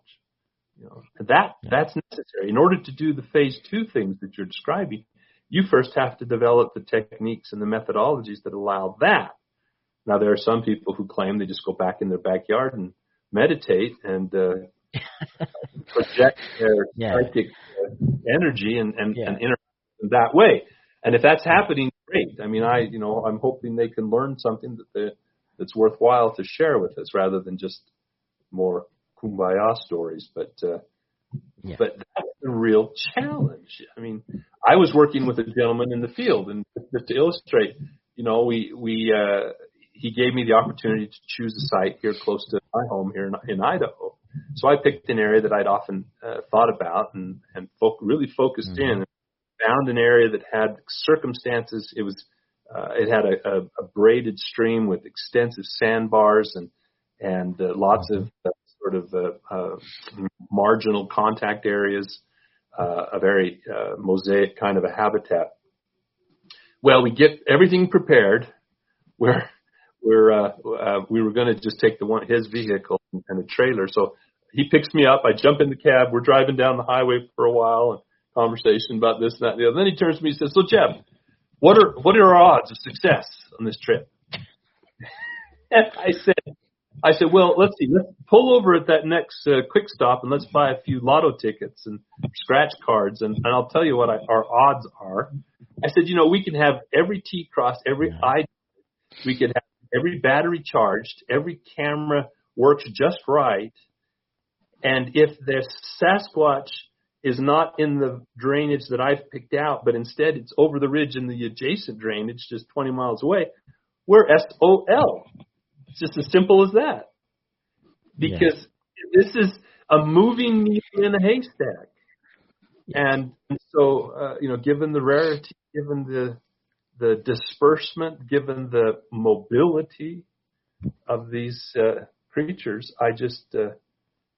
it's always a bit of a roll of the dice when you go out there. So that's why the red flag always goes up whenever people lay claim to these constant, ongoing succession of encounters and contacts. It could happen. It could happen. As far as I'm concerned, the burden is on them to document. I'm not going to accept them, no matter how much I trust them. I'm not going to accept their word based on just their telling me that this is happening. They need to be able to document. Otherwise, it's a personal experience. Keep it to yourself, because it's not going to add to the corpus of data that will argue for the existence of this creature in the broad. I hope one day you do get to get one. I hope you get to capture it, and then maybe we could visit it. I mean, what do you think would happen if you managed to capture one? How would that change things? Do you think it would? I don't think it's going to rewrite the books. I mean, there will be a crow to eat by some of the curmudgeons out there who have not been as scientifically minded as they might have been. But I mean, it will certainly add a chapter. But again, I go back to the discovery, say, of the mountain gorilla. It didn't rewrite the books; it just added another chapter. Paradigm shift has already occurred. See, now, if Roger Patterson had brought in a body instead of a film, it would have been earth-shaking, monumental, overturning event, because it would absolutely have contradicted the prevailing beliefs in anthropology at the time that we were the only upright bipedal species on the planet. Now, after the time that has elapsed, and people have gotten used to the idea there might be a Sasquatch, one, but even more importantly, the paradigm, the context, for the potential recognition of such a species has been established. Yes. The cubby is there. It'll just slide into the slot. There's already a place to accommodate it now. Yes. Yeah. Well, I hope it works out for you. I really do. I hope you go out next week and you find one walking through the woods. I hope that. Can you tell us a wee bit about where we can find your book? Sure. The easiest way is on Amazon. Amazon lists it, of course, that's Sasquatch, Legend Meets Science, or also Paradise K, that's C-A-Y.